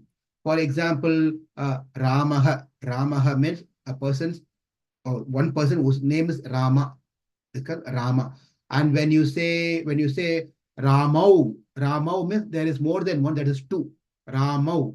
Ramau means it could be, it is Parasurama and Ramachandra, right? Like that. Ramau. And Ramaha. Ramaha means it is Rama. There are many, many Ramas, not only two Ramas, there are many Ramas. Parasurama, Balarama, Rama. These are all many Ramas. When you're addressing three Ramas, Balarama, Parasurama, and Rama, then we use Ramaha. If you are using only two Ramas, Parasurama and Rama, they met together after the marriage is over. They two Ramas were there. How you say Ramau, Ramau? When you say Ramau, the Dvivachanam. If it is only one Rama, it is Ramaha, Ramaha, Ramau, Ramaha. Therefore, what happened over here is quite interesting. Ramachandra is telling to Lakshmana, be very careful when you are speaking to Hanuman. Look, he is definitely a well-learned person. He is a great orator. He is a great speaker. He knows how to speak. He knows how to speak. He knows how to speak. He is using right words, right time. Well, if he knows how to speak the grammar very nicely, Rama was present and Lakshmana was present. He should have used Dvivachanam. Dvivachanam. Only used to have these two things, as we said, Balau, Ramau, right? Rather using Dvivachanam, you use Bahuvachanam. You use Bahuvachanam. You see, one more time, I'm going to say these words here. Ayutaha, Ramaha, Balaha. That means Bahuvachanam.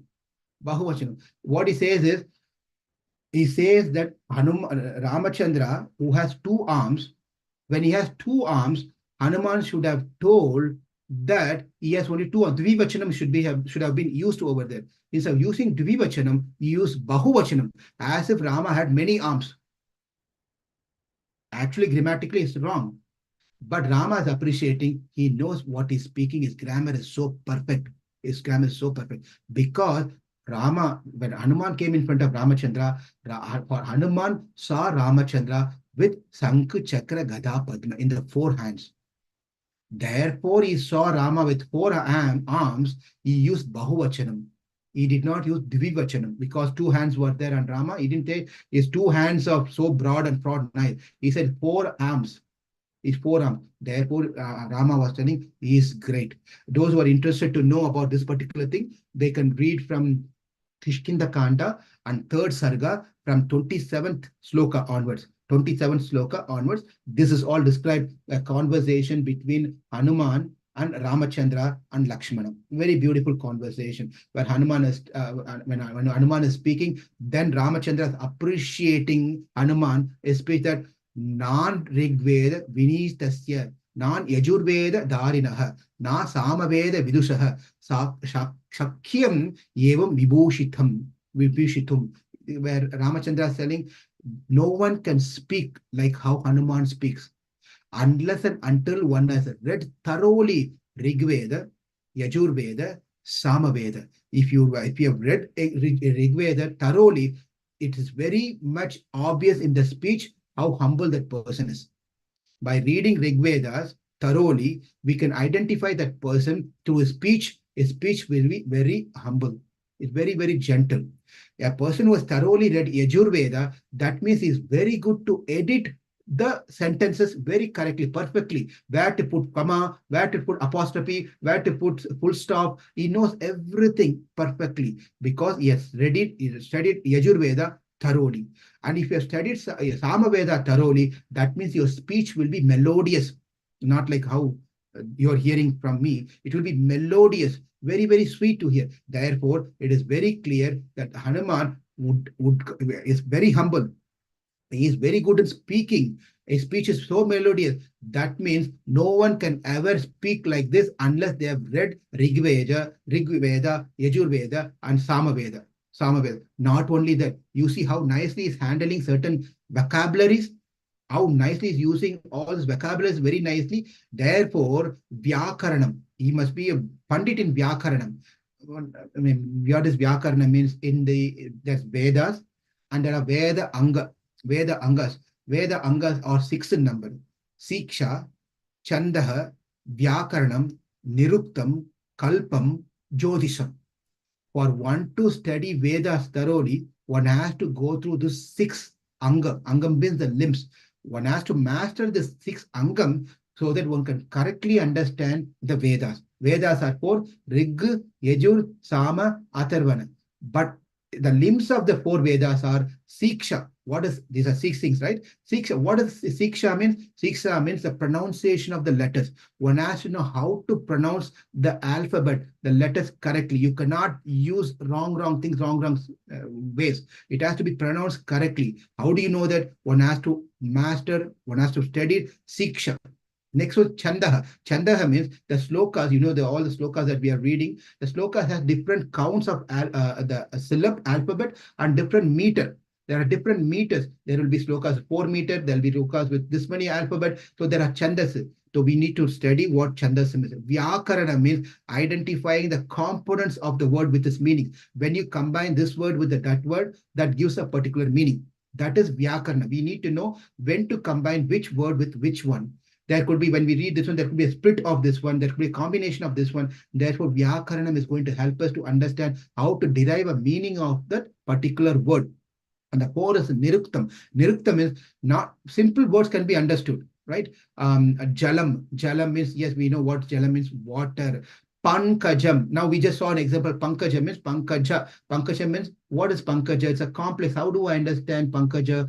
Panka plus Ja. Pankaja. Oh, it is lotus flower. How do we know Niruktam? Niruktam gives the details about the complex words that's mentioned in the Vedas. Siksha, Chandasa, Vyakarnam, Niruktam. And then the Kalpa. Kalpa is another Vedanga which speaks about how to perform the Vedic deeds. What's the Vedic deed? How to perform Vedic mantras, how to perform a yaga, yagya. Those are the details of has been given in the Kalpa.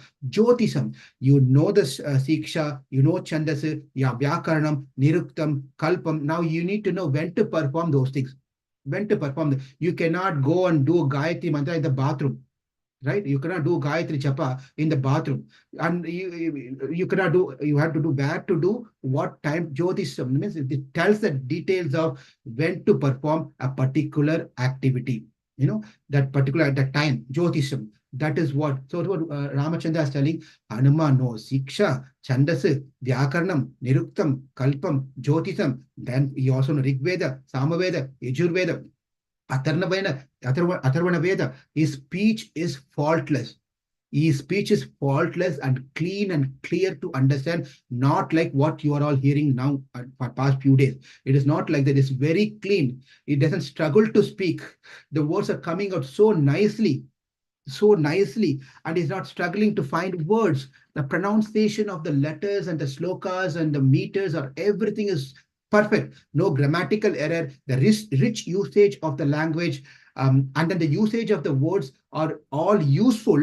Sometimes we speak so much, half of the things that words that we are used would be of no use, right? So the words that we are using are all, every single word that we are using in our speech should be of some use, and we cannot keep on repeating the same word again and again and again and again and again. It should be carefully handled.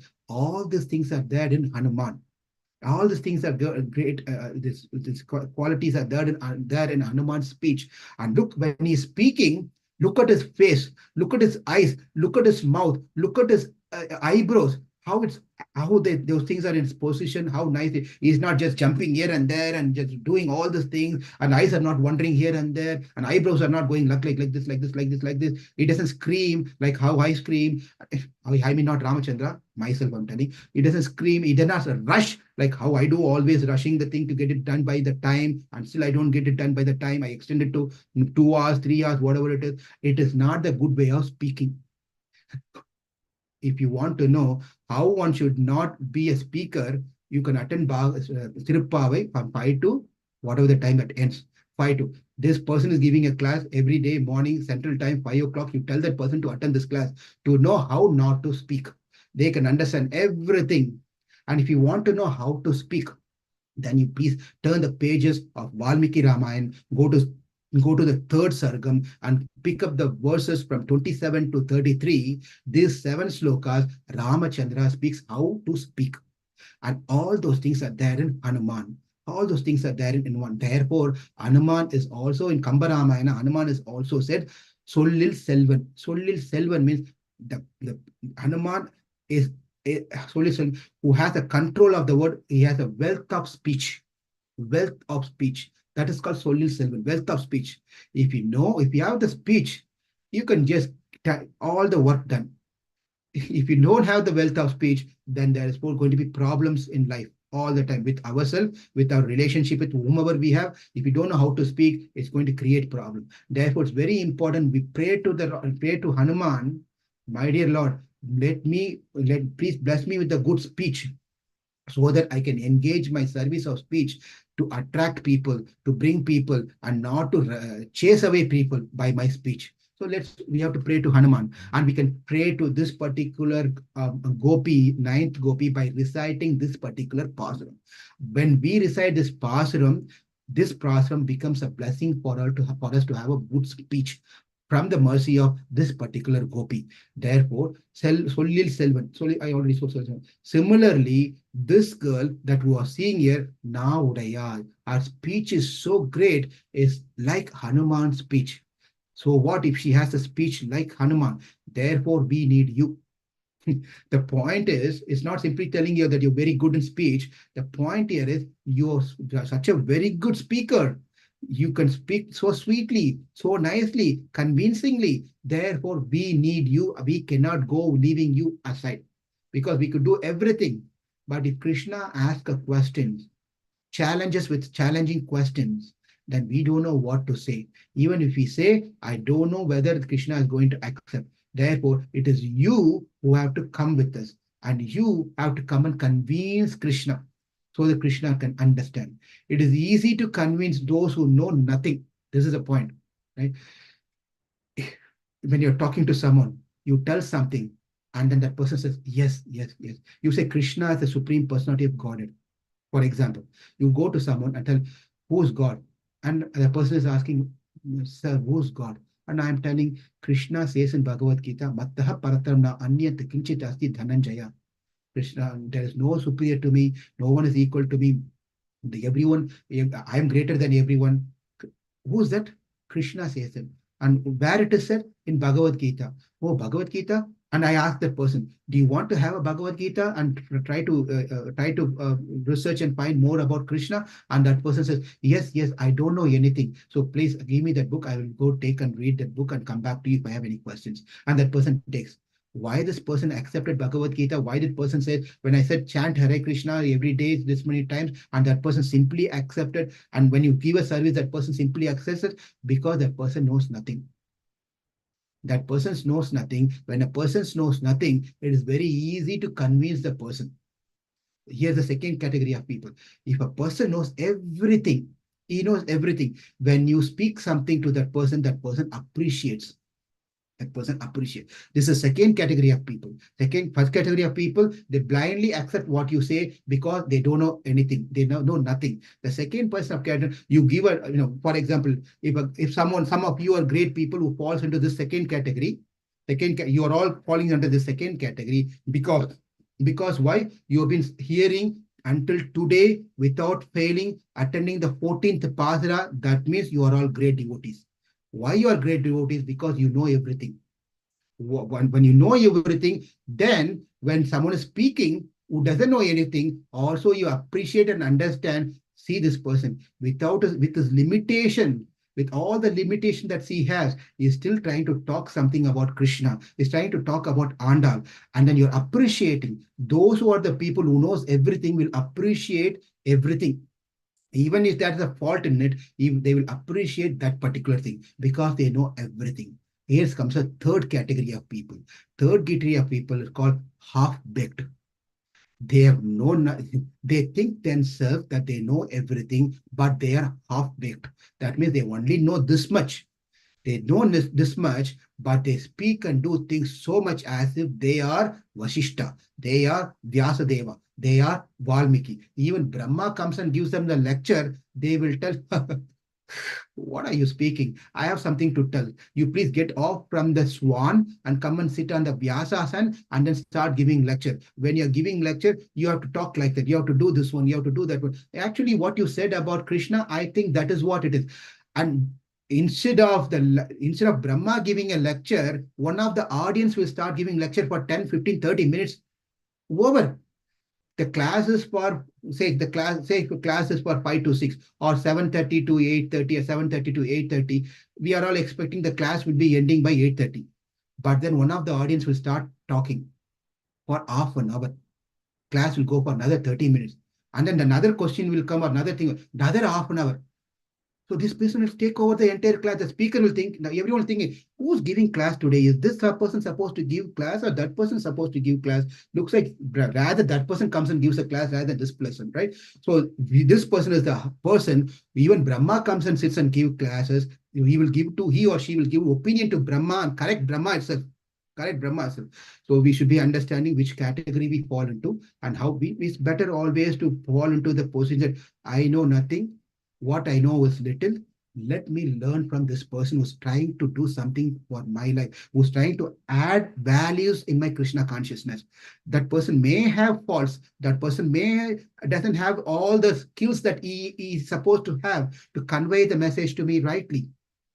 But he's trying his best. Therefore, let me take at least the best thing out of it. Leave all the anarthas, leave all the defects in the speech, leave all the defects in whatever, leave aside those things, but take the essence out of it. And that is the move that we all have to cultivate. Therefore, the inside girl is telling, ha, if you have so much faith in my speech, inside girl is telling, you are thinking I am so good in my speech, then I will come. Now she agrees to come.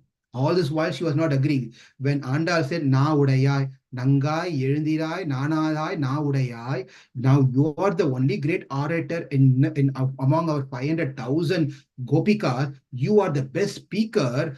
Only you can come and help us out to get connected to Krishna, to convince Krishna, to recommend to Krishna. And when Krishna is asking anything, you are the one who can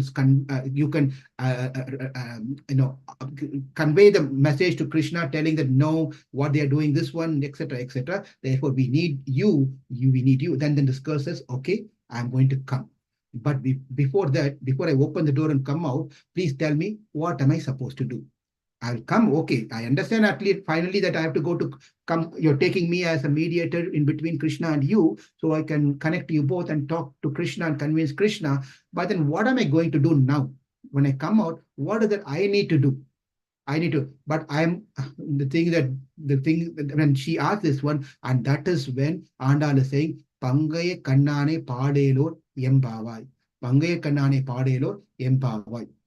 But then she put another question to Andal. I can come and sing the glories of Krishna. That is all. I can sing the glories. But then she asked, tell me something. Are you Krishna Bhakta or are you Rama Bhakta? Or are you Rama and Krishna Bhakta? Or are you a person keeps changing however you want? Today is Krishna, tomorrow Rama, tomorrow next day Narasimha, and next day Vamana and Trivikrama, and then this god, that Monday one god, Tuesday one god, Tuesday, Wednesday, Thursday, Friday, Saturday, Sunday, and you put a roster and go and worship each and every god. And which whose bhakta are you? Whose bhakta are you? Because from Pasuram number 1 and Pasuram number 2, sorry, Pass number 1 to Pass number 11, you glorified Krishna so much. And Anda said, yes, I glorified Krishna. But then in the 12th pass, when you came into the 12th Pasuram, you said, Manathikiniyane. That's Manathikiniyane, one who's sweet to our heart. Nectar, one who brings nectar to our heart is Ramachandra. Didn't you tell that? And the Andal said, yes, yes, in the 12th Pasuram, we mentioned Rama, but in 1 to 11, we mentioned about Krishna's glory. But in the 13th slope Pasuram, what did you do in the yesterday's Pasuram? You again glorified Rama and Krishna. So I am quite confused whether you are Krishna Bhakta, whether you're Krishna Bhakta, or whether you're Rama Bhakta, or you're Bhakta of both. I'm not sure what you belong to, which one you are. And therefore, the outside is telling there is no question. We are Krishna Bhaktas. The Andal is, because ultimately we should know the entire Pasuram is about Andal wanting to get married to Krishna, because she was from the childhood, she's been injected, she's been completely influenced by her father about Krishna by teaching Krishna Katha from Bhagavatam and Vishnu Puranam and Mahabharata and so forth. Therefore, she wants to get married to Krishna. She's a Krishna Bhakta. It's very obvious from the life history of Andal. Therefore, she said, listen, we are all Krishna Bhaktas. You check out in my previous Pasuram, in my first Pasuram, that I very clearly mentioned, we want to get married to Krishna, and we want to get married to Krishna. It's all very clear over there. As we are talking about Narayana, when we are talking about Narayana, we also enjoy the other avatars. Matsya, Kurma, Varaha, Vamana, all those different avatars. We don't need to develop a dvesham and hatred toward our other avatars. Just because you are Krishna's devotees does not mean that Rama is lower. Does not mean just because you're Rama's devotees does not mean that Narasimha is lower. Sometimes what happens, this is what happens. There are different schools of thought. Every schools of thoughts have their own Ishta Devata. Even within the Vaishnava tradition, one may be Rama Bhakta, one may be Krishna Bhakta, one may be Narsimha Bhakta. There could different bhaktas are there.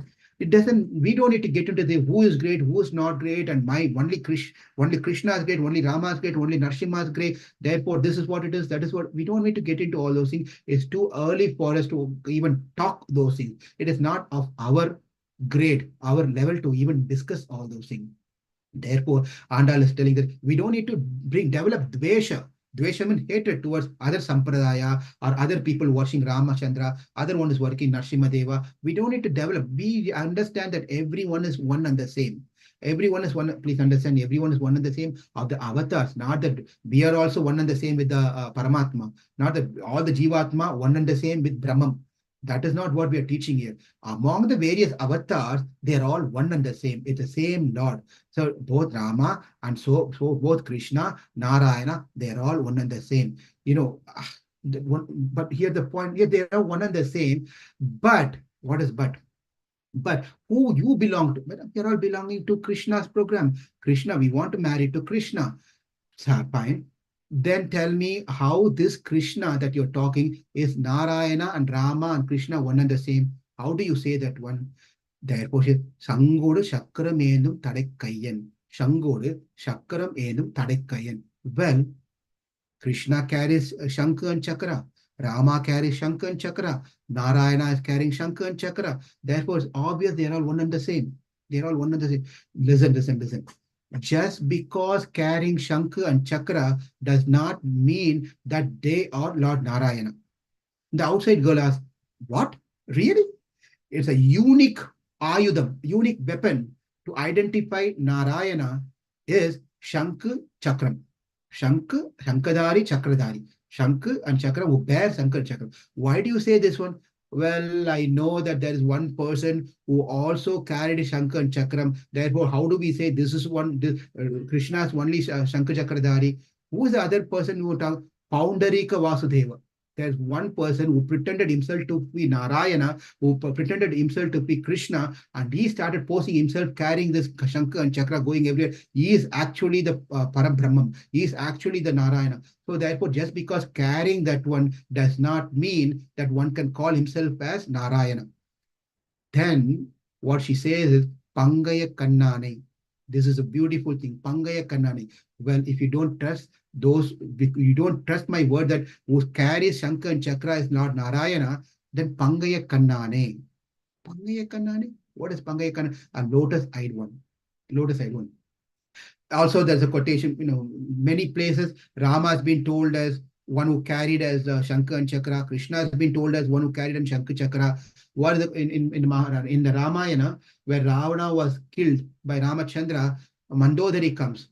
Mandodari comes and she just weeps and cries and beats her chest and forehead, and finally she turns around and see who killed Rama. And when she turned around, Vyaktamesha Mahayohi Paramatma Sanatanaha Anadi Madhyam Nidana Mahataha Paramo Mahan Tamaso Paramo Dhata Shank Chakra Gada Daraha. So this is what Mandodari says when she turns around and see who killed Ravana. She sees Rama standing there. What she says?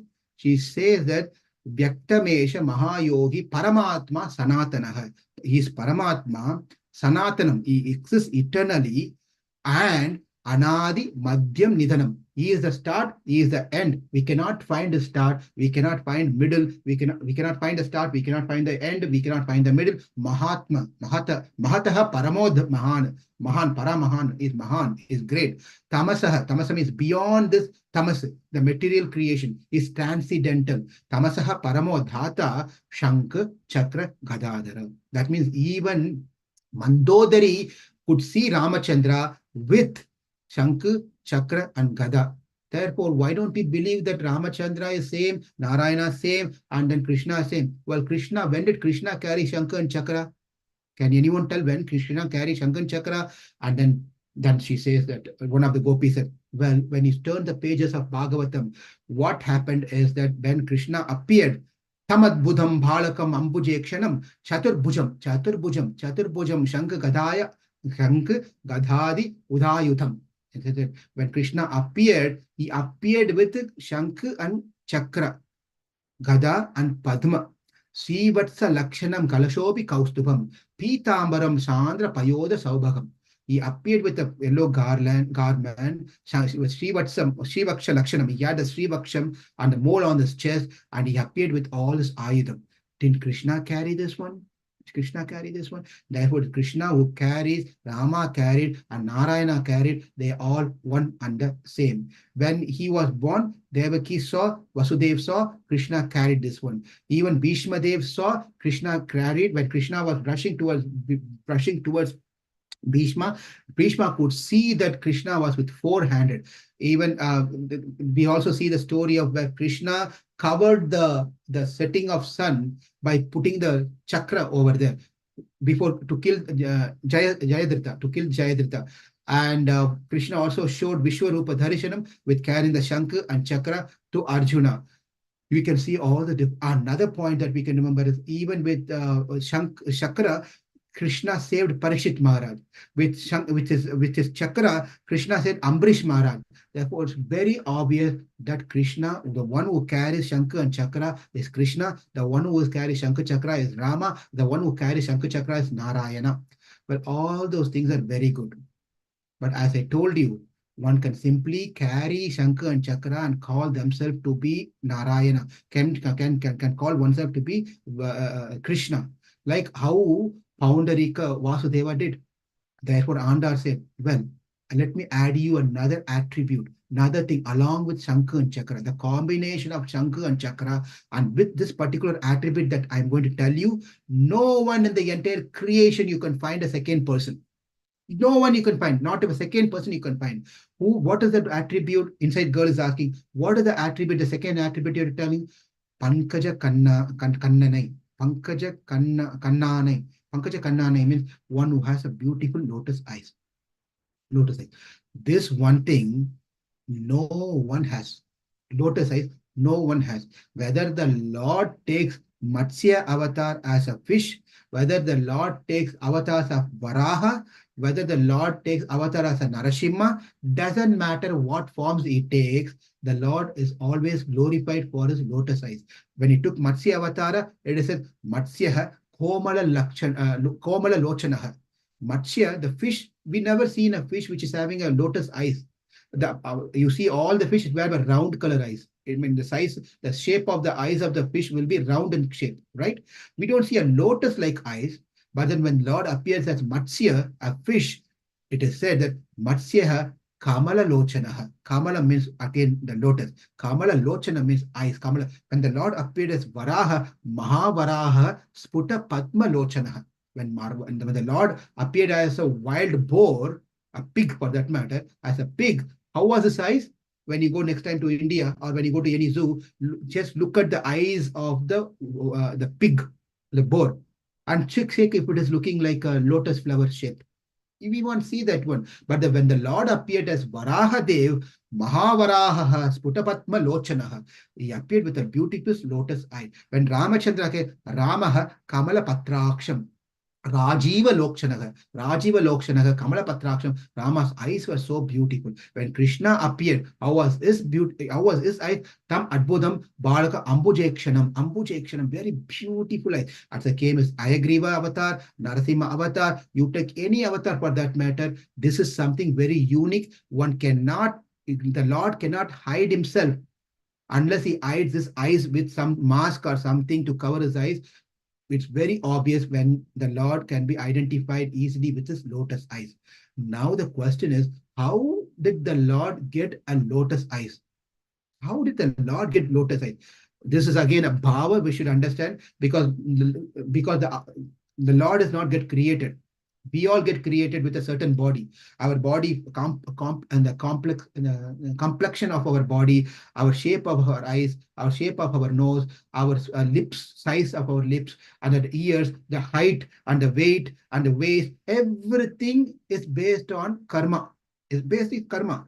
And there's no point for us to think about, look at someone, oh, look at that girl, look at this man, how great body he has, how tall he is, I'm too short, how wonderful his speech is, my speech is like that, how nice he is to look, I'm looking like this. Don't need to worry about and start comparing all this thing. We got paid for what we have done. Simple as that, right? You go to a shop, if you have only $100, with $100 you can do a purchase of what's worth of $100. You cannot go beyond $100 because that's your capacity. I am like this because of what I've done, what I've earned from my previous karma. That is what I'm paying here. Then what is the point of we comparing ourselves with others? There's no need for us to compare, right? We get paid for what it is. Now likewise, the Lord does not get created at all. Let's all understand this one. When was God created? People may ask this, when was God created? What? When can we say God was created? God never get created. Jivatma never get created. The Vedas never get created. This is very three important thing, by the way. The Prakriti also goes through changes. It goes, it from unmanifested to the manifested state, from manifested state to the unmanifested state. Otherwise, the Prakriti are also there all the time, eternally. Only the thing is, it goes through the changes of creation and annihilation, creation and annihilation. That's all. Therefore, this is again part of Bhagavad Gita. The Paramatma doesn't get created, it is eternal. The Jivatma doesn't create it, it's eternal. The Prakriti get created and goes, but it's also eternal. And then the Kala means the time factor. Time factor is also eternal. It's not created at one point of time. And one more thing is important: the Vedas, which shows us the Lord, is also eternal. It is not. Sometimes people have this question: when was Vedas written? They think it's a beautiful question and wonderful, intelligent question. When was Vedas written?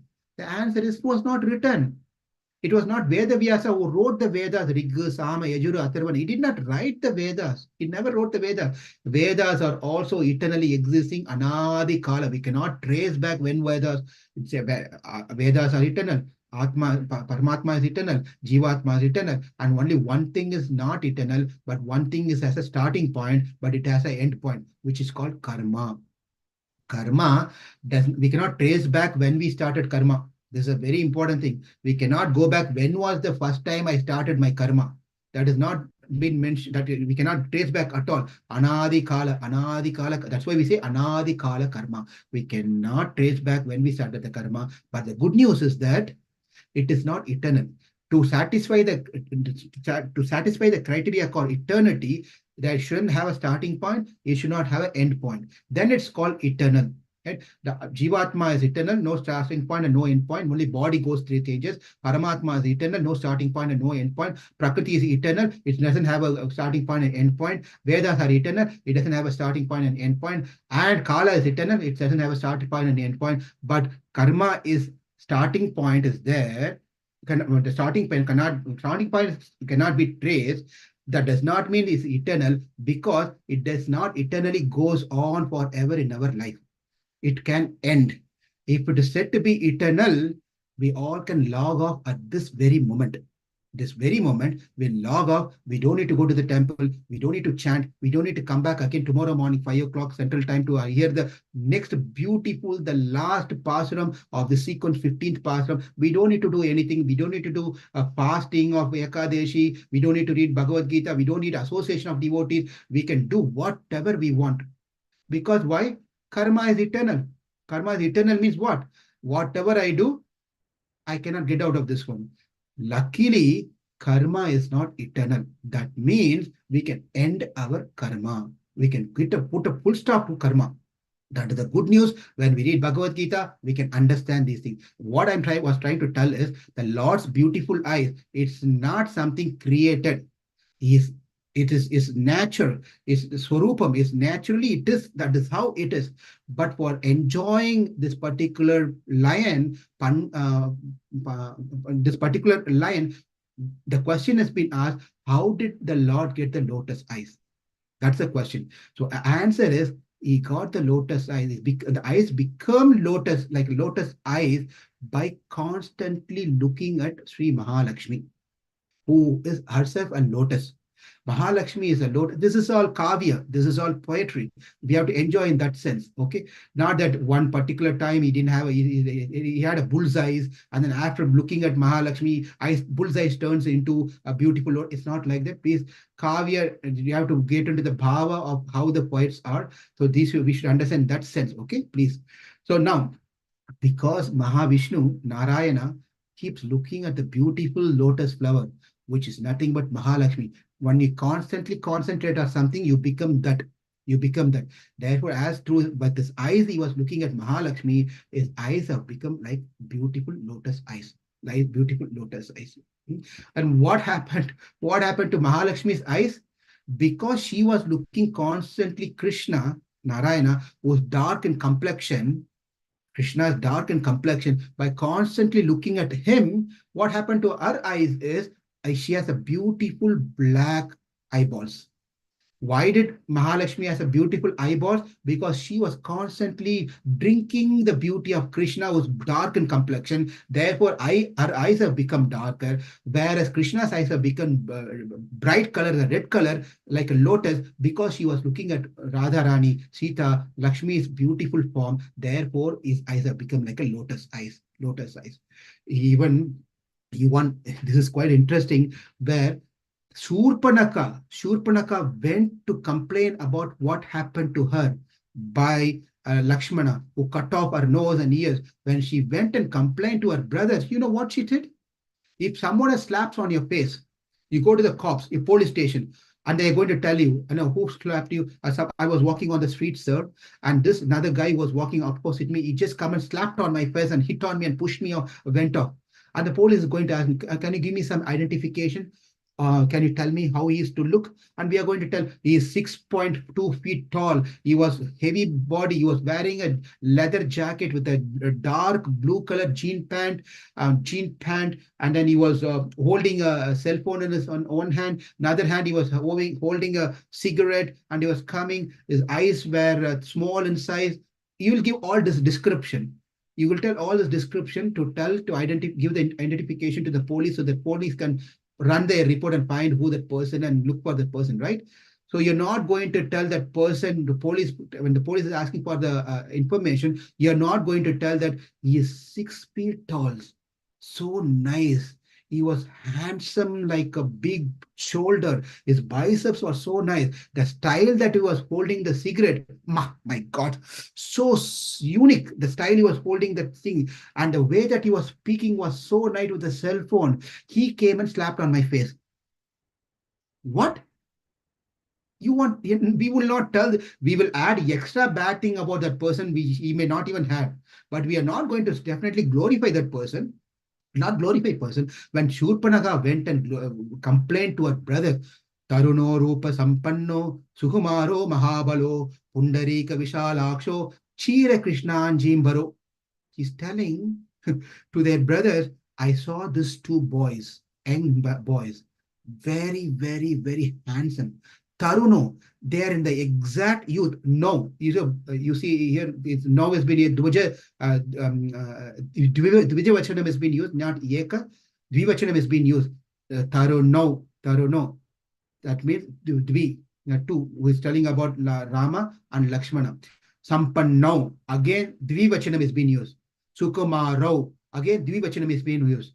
Mahaballau, again Dvivachanam is being used. That means she's glorifying both Lakshmana and Ramachandra, which is using Dvivachanam, right? You're not Ekavachanam, not only telling Rama and not only the Bahuvachanam. Many people are having like this. No, there's only two of them. That's what we have to understand this one. Now we're coming back here. She's telling Taruno, their form is so youthful and the Rupam is so nice and just so beautiful. Sukumaro, you just go close to them and breathe heavily, their body becomes reddish.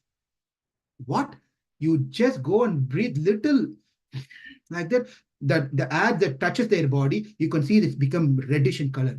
Sukumaro, so komalam, komala, komal. That means sukumaro. Their body is so komal, so delicate that you just, even if you wear a flower on the body, you put a garland on Rama's body, the body, you take the garland out, you can see the line on Rama's body with mark of flower. That means even for that Sukumaram, the Komala body cannot take it. That soft is Mahabalo. Even though they are soft, they are not ordinary people. They are Mahabalo. They are great warriors.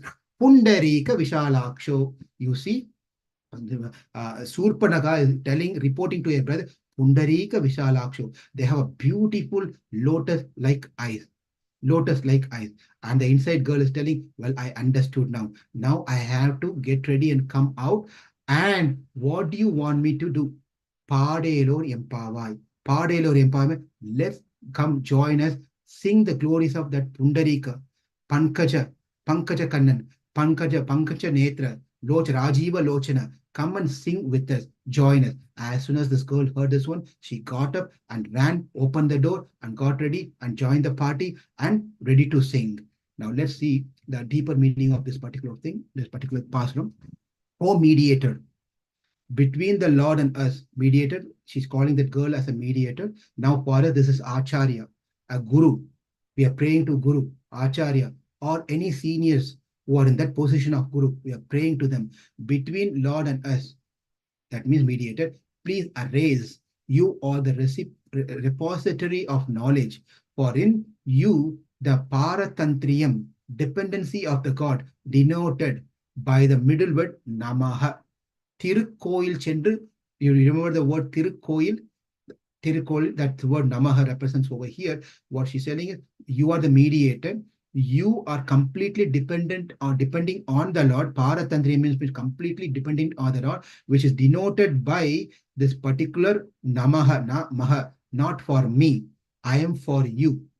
The Acharya teaches us this one, and the Acharya lives in that way, that I am not living for me, I am living for your pleasure. Likewise, when we are associate with you, we also come to an understanding. I am not living for my sake. I am not working for my sake. I am not working and eating for my sake. I am not sleeping for my sake. I am doing everything for your pleasure. For your pleasure. That becomes manifested.